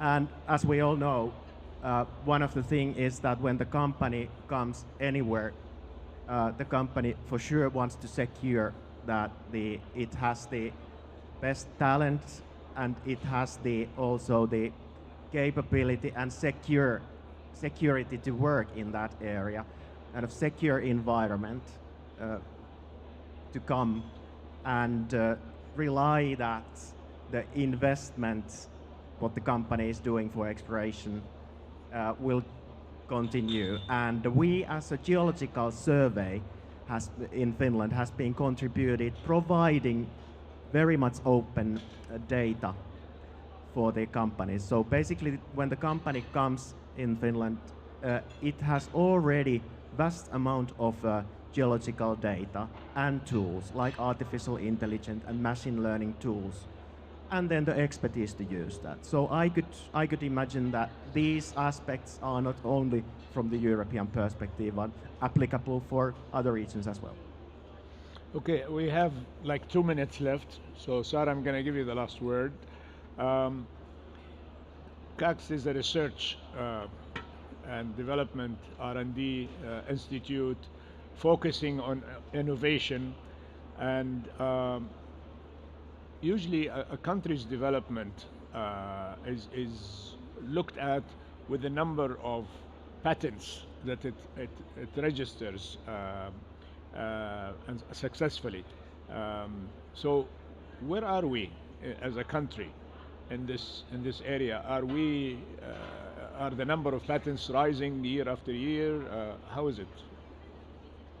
Yeah, of course. Actually, the number of patents and research published has increased significantly in the last years.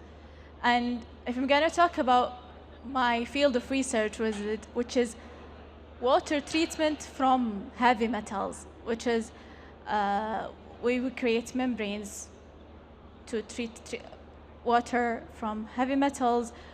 We have significantly improved in this area, and KAICC work extensively in publishing papers in this field and acquiring patents as well. Great. Well, I would love the conversation to continue, but I'm told, and you know, they put something in my ear. They keep telling me, you know, how many minutes I have left. So,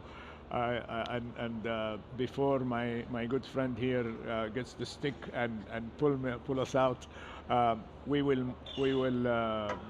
I want to thank you so much for the knowledge that I have personally gained from you, and I consider myself a graduate of the Sarah School of Metaverse.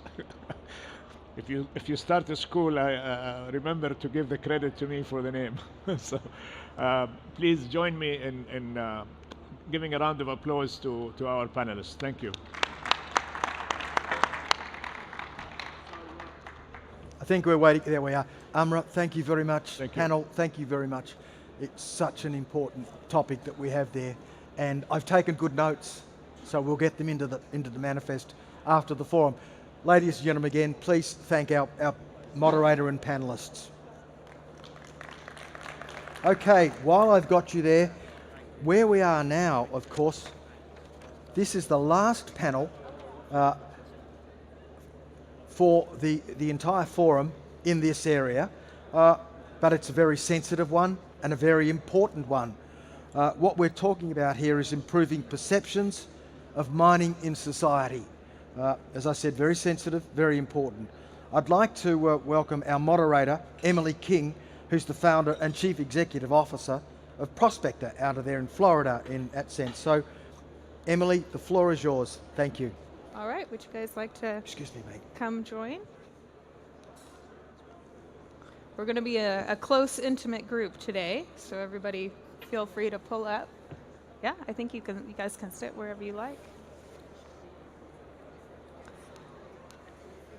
All right. Well, thank you everyone for joining us today. I know we're closing out the session, but perhaps with the most important topic, because I don't know about you guys, but I've heard this mentioned on almost every panel I've listened to the last 2 days, that we as an industry are so frustrated that nobody gets how wonderful and important we are, right? So how do we change that perception? So I guess I just would like to, if you guys could actually introduce yourselves real quickly, since we've got different mics and go down. Yeah. Hello, Chris Can, Managing Editor of Aspermont, which has Mining Journal, Mining Magazine, and a few other mining titles globally. Hi everyone, Rohitesh Tawan, CEO of ICMM. Hi, I'm Marna Kluta. I'm the president of Ivanhoe Mines. All right, awesome. So we've got a wide range of different parts of the industry here, which is really exciting. So I think I wanted to start the conversation today just articulating what is the problem, right? Because as we were all emailing back and forth, I think most people who are inside the industry understand there is a perception issue, but is it a true perception issue or a misperception issue? Right? Is it that we're doing everything right and people still don't get it? Or is it that we're doing things right or some things wrong and that's creating a perception issue that everything we're doing is wrong?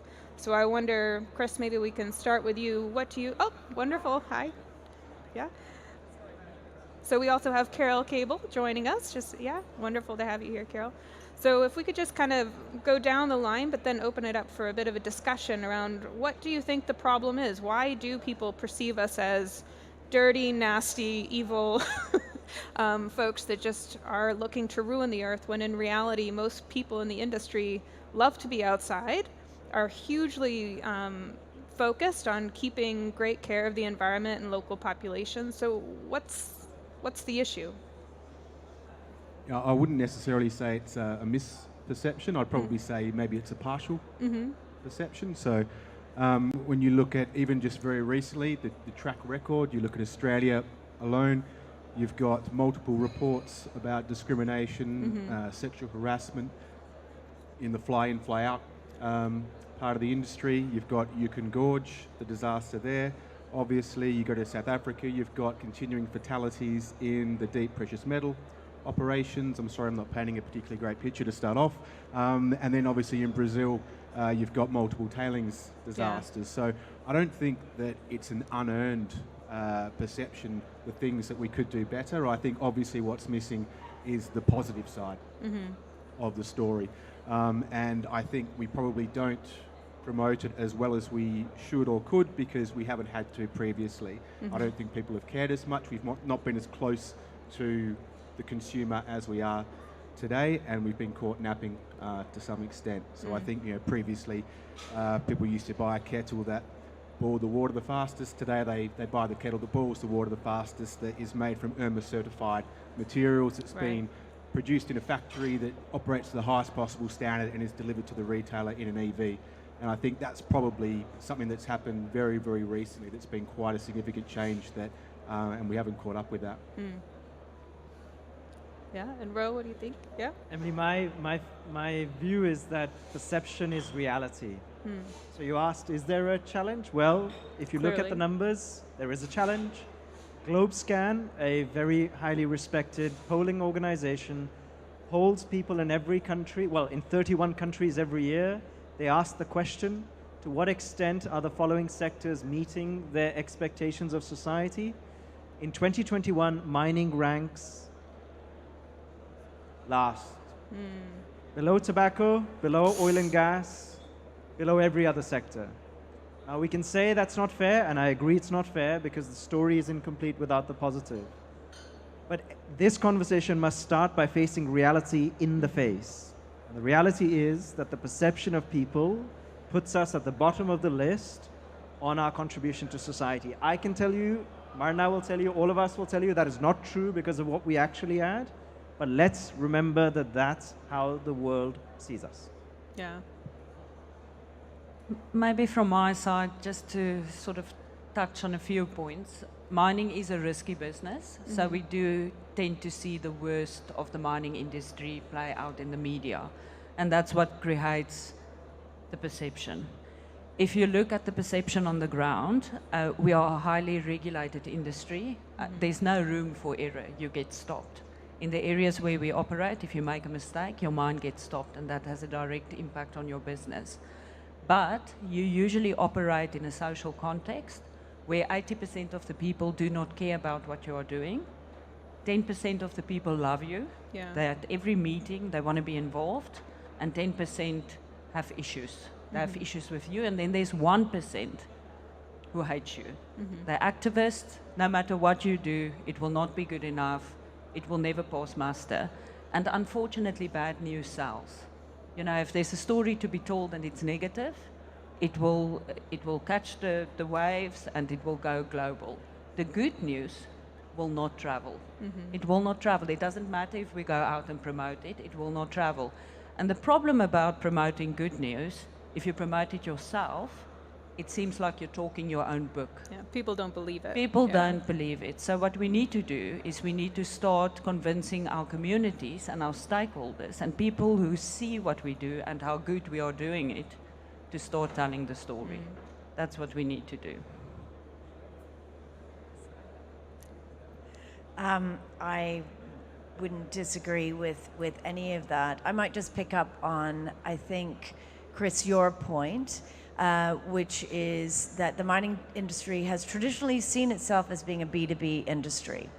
And I can remember when 10 years ago, pitching to companies and even, funny enough, pitching to the ICMM at that time, 10 years ago, trying to explain that, about how mining needs to approach its communications. And every single company came up to me afterwards and said, Carol, but you don't understand. We're not B2C. We're B2B. And my response then was, yes, you are B2C, but the C is not consumer. The C is citizen. So the relationship between mining and the citizen is incredibly important. And I totally agree with what Marna says, because one of well, not one, there's many, many great things at the industry that companies do. And the one thing that companies do really well is their relationships on the ground. Because as you say, you get shut down, or you have your communities that are next door and you have to have a relationship with them. I think that what is missing now is sort of a broader sense. So if we have understanding of mining and support of mining sort of at the mine site, we certainly don't have it on the street. My kids, who have been brought up with their grandfather's been in mining his whole life, I've been in mining my whole life, and my kids hate the fact that I'm in mining. So their generation, that 20-something-year-old what we're saying is not cutting through to them. And then you say, well, why is that? Well, what has changed? How has the perception changed? And I think the perception of the industry has changed in a number of ways, one of which is society's expectation scrutiny and expectation on business has increased enormously, certainly over the last 5 or 10 years. And on the sector, it has increased enormously over the last 5 or 10 years.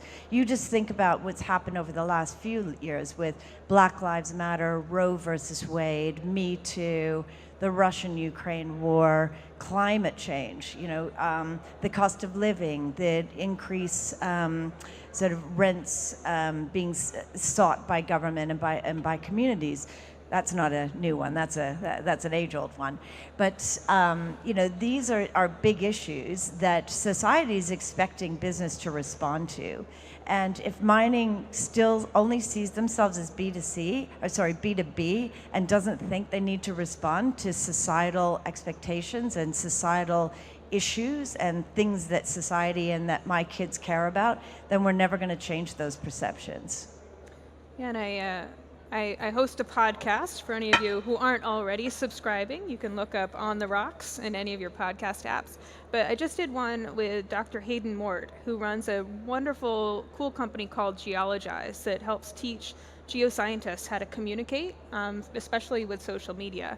And he shared with me a really interesting statistic a thought that he had, that most mining companies, when they approach communications, and in particular what they call stakeholder communications, they're really doing investor relations, right? The mining industry is constantly raising money for exploration and development, so you get in this habit of really talking a lot to your investors, which is critically important, but it's a very different way of communicating, and the information is different that investors want to know and need to know than the larger society and stakeholder community. And so our whole industry kind of has a communications structure and professional community that's geared towards investors.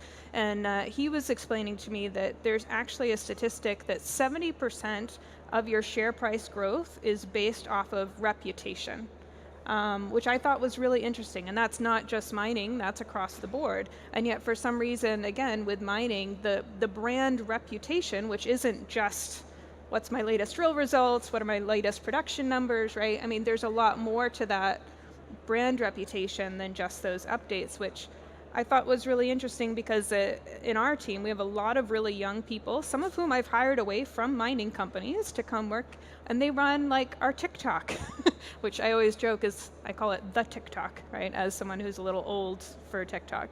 But that is where the young generation is seeing information. TikTok, Instagram, social media, podcasts, it's a shift, and it's hard. It's hard to tell those stories. So I wonder if any of you have any thoughts about that, where part of the perception issue might be the vehicles we're using to communicate, and how do we kind of get more comfortable with that? Anybody? Maybe I can just offer, so it really depends on where you operate to a large degree as well. I mean, we operate throughout Africa. So we do a lot of community and society engagement. You cannot not do it if you operate in the jurisdictions where we are. And what we've developed in Mokopane in particular was a Wi-Fi that we put out to our communities, and it was actually one of our most successful social projects that we did. If we get feedback, they all love the free Wi-Fi, and we developed an app so that people can go and seek jobs, they can see what procurement opportunities are available. And that gives people direct access into your business, and they cannot complain that they don't know about the opportunities. But we also enable them through this app to go to websites, to seek jobs, to do CVs.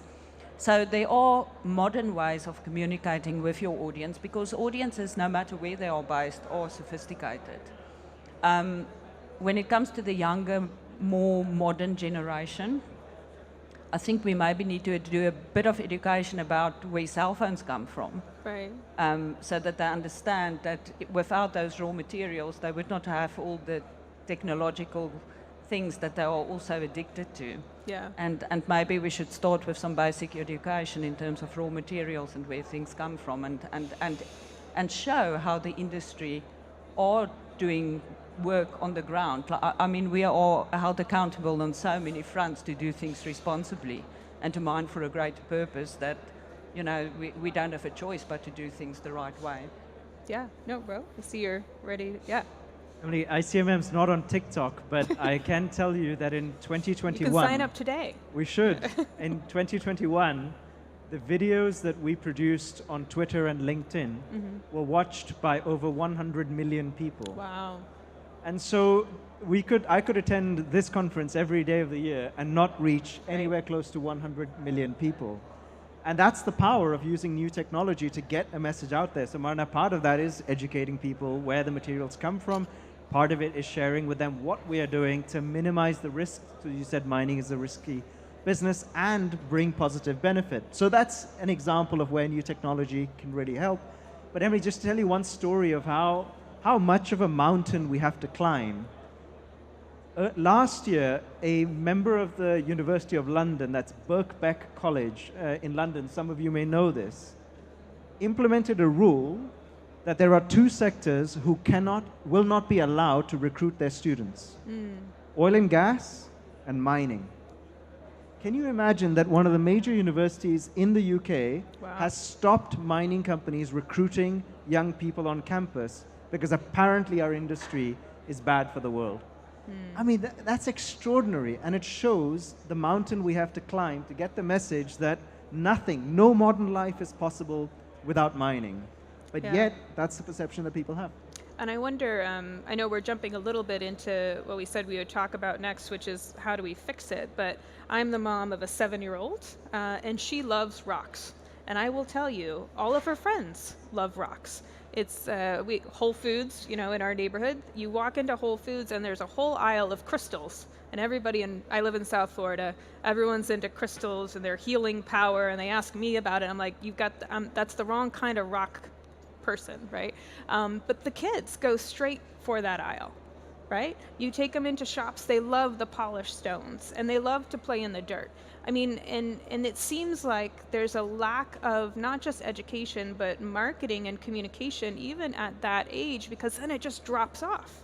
And I've been preaching to everybody while I've been here, I think we need like a kids TV show, right, that highlights geology and mining the same way every kid knows what a doctor does, every kid watches Paw Patrol and there's a construction puppy, or it's like these other industries that are so prevalent in children's media where people kind of instinctually then understand as they get older what it means, why it's important. So I think the next step is a production company to start putting together scripts. Yeah. And if I could just pick up on that at that point, because Avatar 1 and Avatar 2 has not done us any favors. Right. Yeah. So to your point, I think you're absolutely right. We need to combat that. Yeah. And what about Minecraft? So Minecraft, why are we not all somehow joining forces with Minecraft, which is all about mining and building stuff and games, and it's amazing. I was in Brazil about, 4 years ago, well, 3-4 years ago, and I met a guy, I don't play Minecraft, but apparently this guy has got a bazillion followers because he is the guy who takes videos about how he explains to build things and build mines and things like that. And in Brazil, he has millions of followers. And one of the Brazilian mining companies got in touch with him and said, well, have you ever been down a mine? And this guy said, no. And he goes, well, how can you be such an expert on how to build a mine when you've never actually seen a real one? Why don't you come down a mine in Brazil? So they got this guy to go down into an underground mine with his camera, and he videoed his entire experience, and he was blown away by how professional it was, how clean it was, how safe it was, and just, saw the whole process literally from soup to nuts and recorded it live. And that's the sort of stuff we probably should be doing more of. Yeah, and I don't know if has anybody in here ever been in like a mine virtual reality setting? I mean, it's very similar, and it's so cool. I got the opportunity to do it with one of Newmont's mines, be in their VR environment, and it's like you need to make this available. Like, it's such a great investor relations or stakeholder communications tool. All of that. I mean, it's really cool. Yeah. Well, any other closing thoughts on what the issue is, or did you, Chris? Yeah. I just probably a little bit of insight on Rose's comment about Birkbeck. I actually went to Birkbeck a few years back, and talking to people about this when it happened, I wrote a letter to the Guardian, a letter to the editor. Embarrassingly, it didn't get published. But I thought if you're going to speak to someone, speak through the Guardian as opposed to the Times or one of the right-wing or right-leaning publications. The geology department wasn't consulted. So it was essentially a student activist group, left-leaning obviously, and we're all a bit left at university probably, that pushed this agenda, and then the policymakers decided that without consulting anyone, they would put that through and make it rule, make it fact. And from an educational institution, it's just mind-boggling, like the ignorance from a group that's meant to be enlightened when you're looking at ruling out extractives. If you want to ignore the fact that the oil and gas industry actually probably has the biggest investment budgets in renewables as well, okay, if you want to ignore that, but if you're ignoring that, then you're saying renewable energy, we're going to rely on metals. So to rule out mining as well just shows a profound level of ignorance. So equally disgusted by that. And other universities around the world are following suit. It's cool these days. It's fashionable to be progressive and liberal in that kind of context, which is pretty upsetting. The other one, Emily, on your point, we've got a freelance guy called Alex Harrison who's produced a kid's book on mining. Oh, wonderful. Yeah, it's available on Amazon if anyone wants to look it up. Yeah. No, I think that's what, when we look at how do we fix the issue, one of my key concerns about the kind of lack of progression we've had, I think, is because we talk so well to each other, right? I mean, we come to conferences and it's people who are already in the industry, are already interested.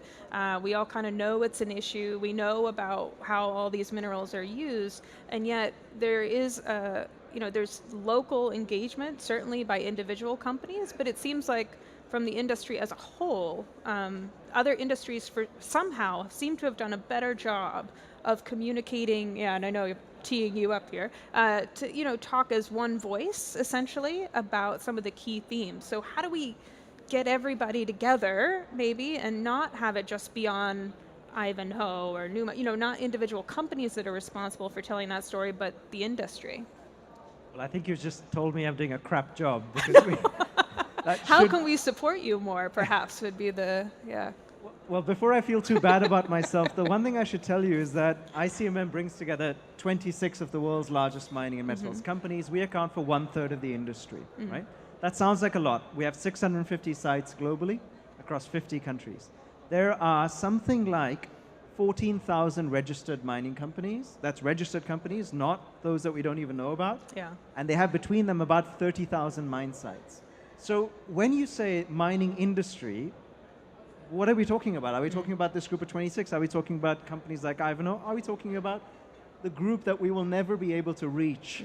So, it's a really important aspect to keep in mind that there's not a single industry that you can speak on behalf of because it's so distributed. Yeah. I loved Marna's point about how we can tell our story, but it will be looked upon as suspicious. And just to get that in our heads, I hope many of us have had well-earned holidays over December. Now, if you stayed in a hotel, I would ask you, how did you choose that hotel? Did you go on the website and say, this hotel looks great, I'm going to book here? Or did you read the reviews and say, other people say this hotel is great, so I'm going to book here? I almost think we need a TripAdvisor for mining, where people can comment on mining and say, this is my experience of mining. You're much more likely to trust that than you are to trust any one of us sitting here on the panel saying mining does good things.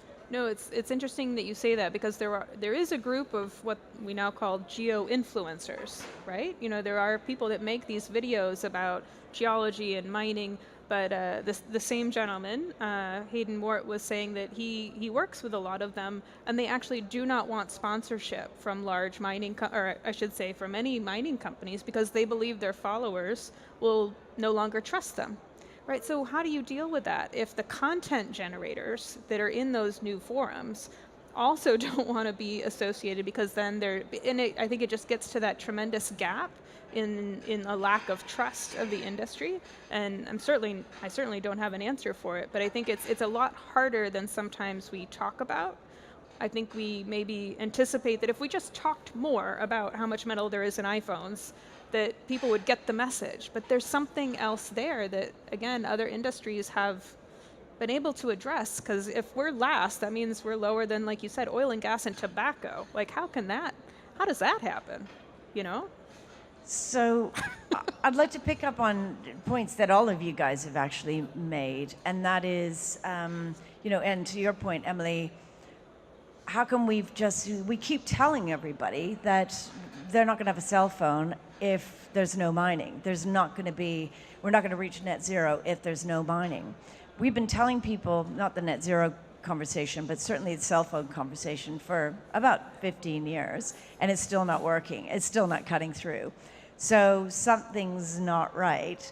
And that's what we need to alter. We need to alter the way in which we communicate, because it's not fit for purpose what we've been doing so far. So I think I would think about how do you flip it on its head in that case, because we talked about Minecraft, or Ro talks about a TripAdvisor. The thing about TripAdvisor, which is so great, is that it's the people who use the service that have their own opinion about how they want to use the service. Some people will reply on TripAdvisor saying this was a ripoff and it was too much money. Other people will say this was great because the food was amazing. Other people will say this is amazing because the service was great. So the way in which the industry, I think, needs to address it is look through the stakeholders' eyes, look through their lens, look through their, what do they care about? What do the stakeholders care about? And how do you communicate to them on their terms? Is it great service? Is it great food? Is it great price? Now, the only way to do that is data. The only way to find out what your stakeholders actually care about is asking them the question and then responding to that. And by the way, that can be really scary, because sometimes you ask a question you really don't want to hear the answer, because you might not necessarily know how to deal with the answer, or you might not necessarily want to deal with the answer. But we still need the data to be able to inform, our decisions. So it really is putting the stakeholders' views, their views, and the thing that they care about the most first.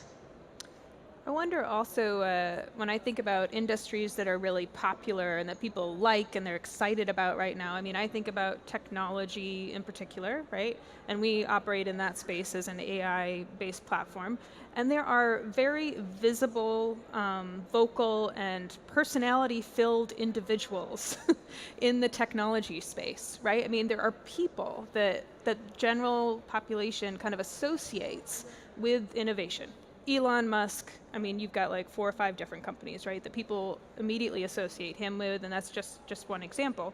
And I wonder also how we as a community can put forward the characters who, let's be honest, there are a lot of them in the mining industry. We are a really quirky, character-filled industry for everyone to think that we're really boring, right? Because if anybody's been to a party at PDAC, there's a lot of funny stuff going on, right? We're a fun industry, and we have a huge amount of stories and adventures. We're as close as you can get to treasure hunting, right, as a job. And I just wonder, what can we do to perhaps elevate that aspect of our reputation? Who are the leaders and the voices that maybe people could personally connect with, as opposed to just, corporate images and stuff?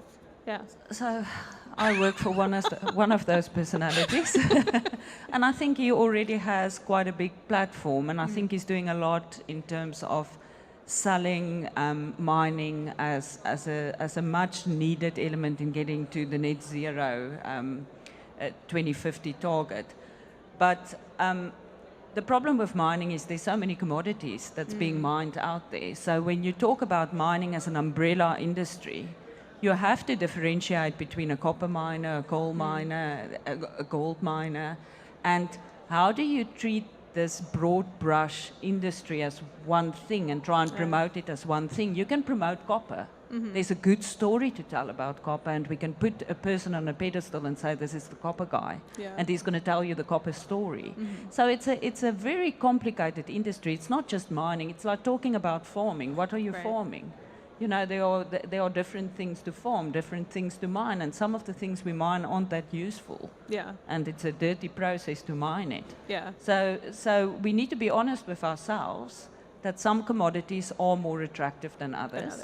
And then we need to promote those, and we need to show how we are doing it as responsible companies, and we need to be honest with ourselves that not all companies are responsible. Like Ritesh was saying, not everybody's an ICMM member.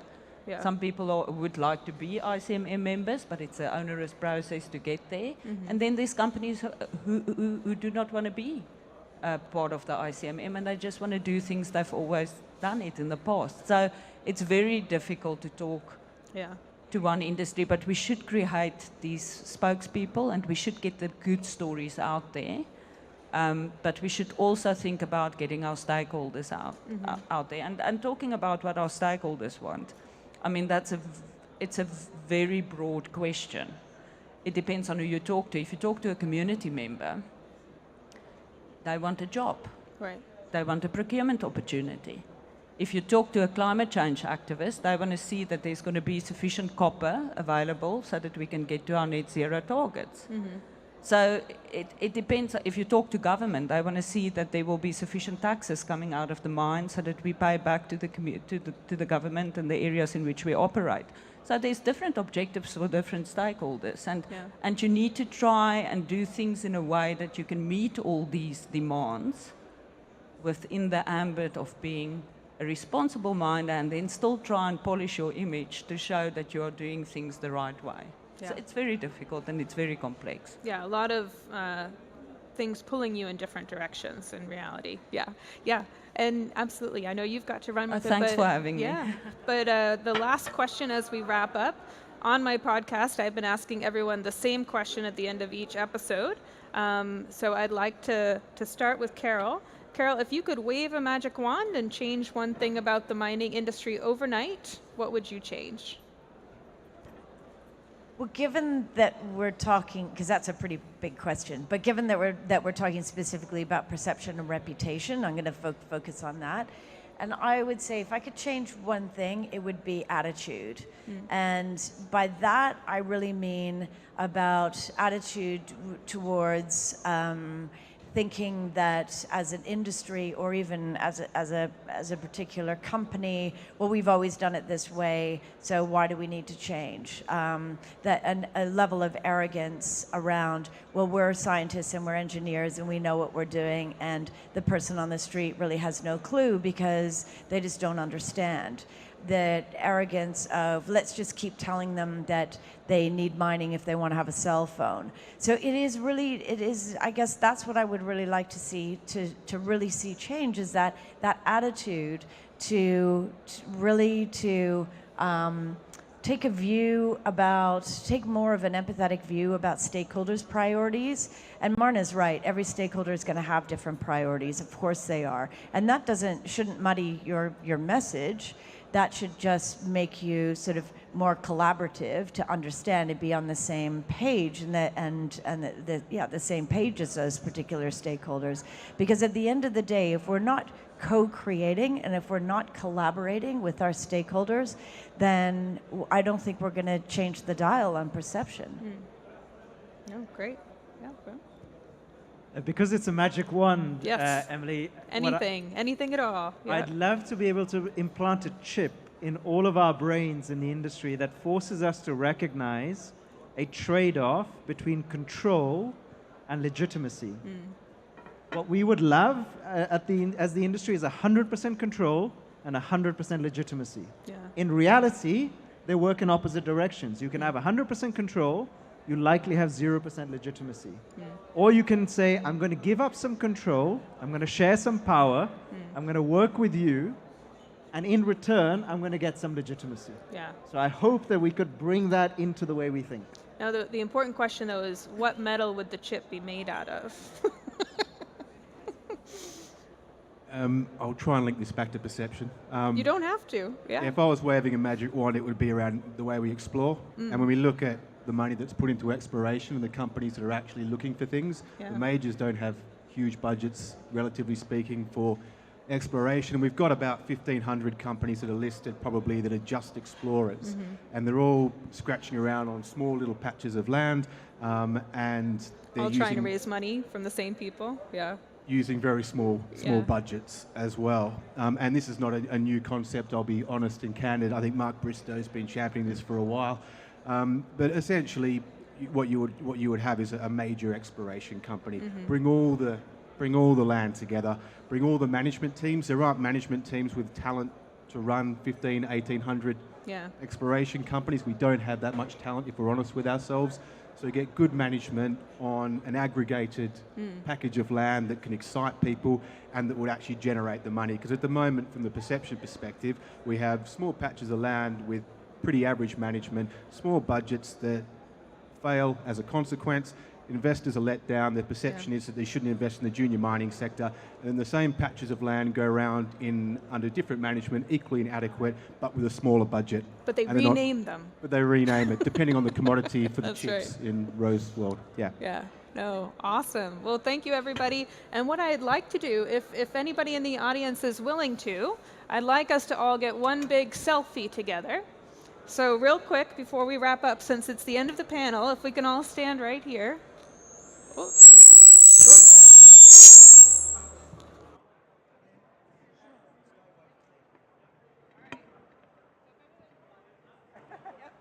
So we'll stand up here.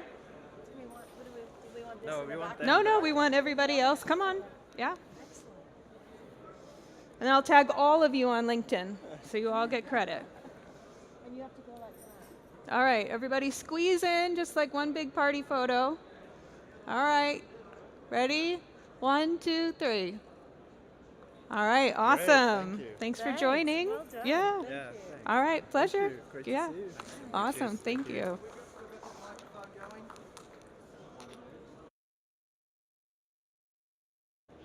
Oh, beautiful. Look, Emily, team, thank you very much. It's a subject that's dear to me. And guess what? I've been doing it for 40 odd years. And I'm not actually sure, pleasure. even today, that we got the answer, but we made progress towards it. Yeah. And that's the most important thing. I've got some wonderful notes here, which I'm going to share in my call to action in a moment. Perfect. Because I have the duty of looking down that camera lens and giving a summary of the whole afternoon.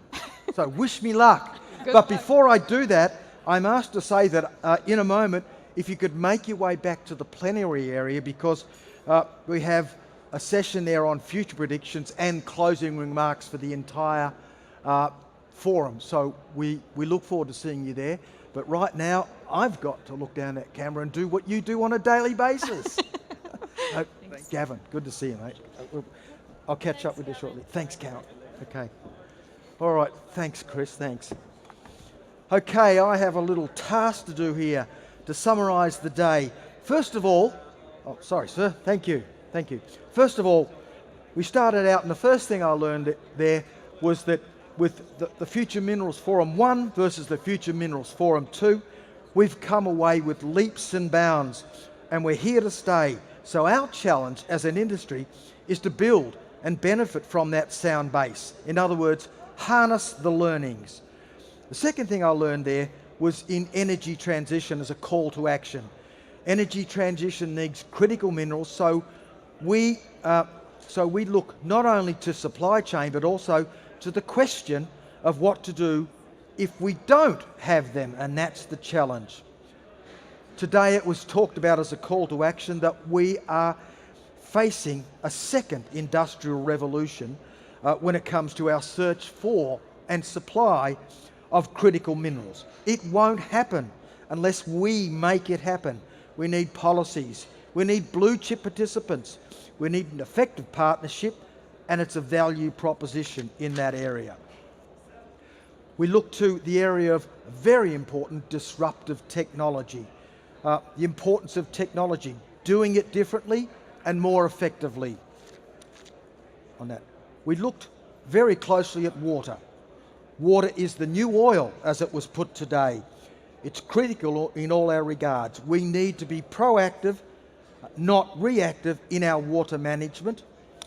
And we need greater awareness of the true value of our water. We spoke about artificial intelligence. It can help us to integrate complex data. It saves time, it saves cost, but we need high quality data. As we've said, garbage in, garbage out. We need high quality data in that sense. We talked about improving the perception of mining in society. We have critical minerals on one hand, but we have critical issues on another. Perception is reality. So let's deal with it, and that is in many respects the issue. We looked at this perception and said stakeholder communication is not investor relations. So finally we looked at it. We need to alter the way that we communicate because it may not be fit for purpose. We need to look at it through the eyes of our stakeholders and gather the data. A sustained program. Some said we need to lose perhaps the attitude, we need to lose in some ways the arrogance, but perhaps one of the strongest messages that we have an industry in communicating is to embrace empathy and carry the message. So that are the key points that I carry from today's session. Thank you for your time, and we'll see you back in the plenary session. Travel safely. Thank you. Bye.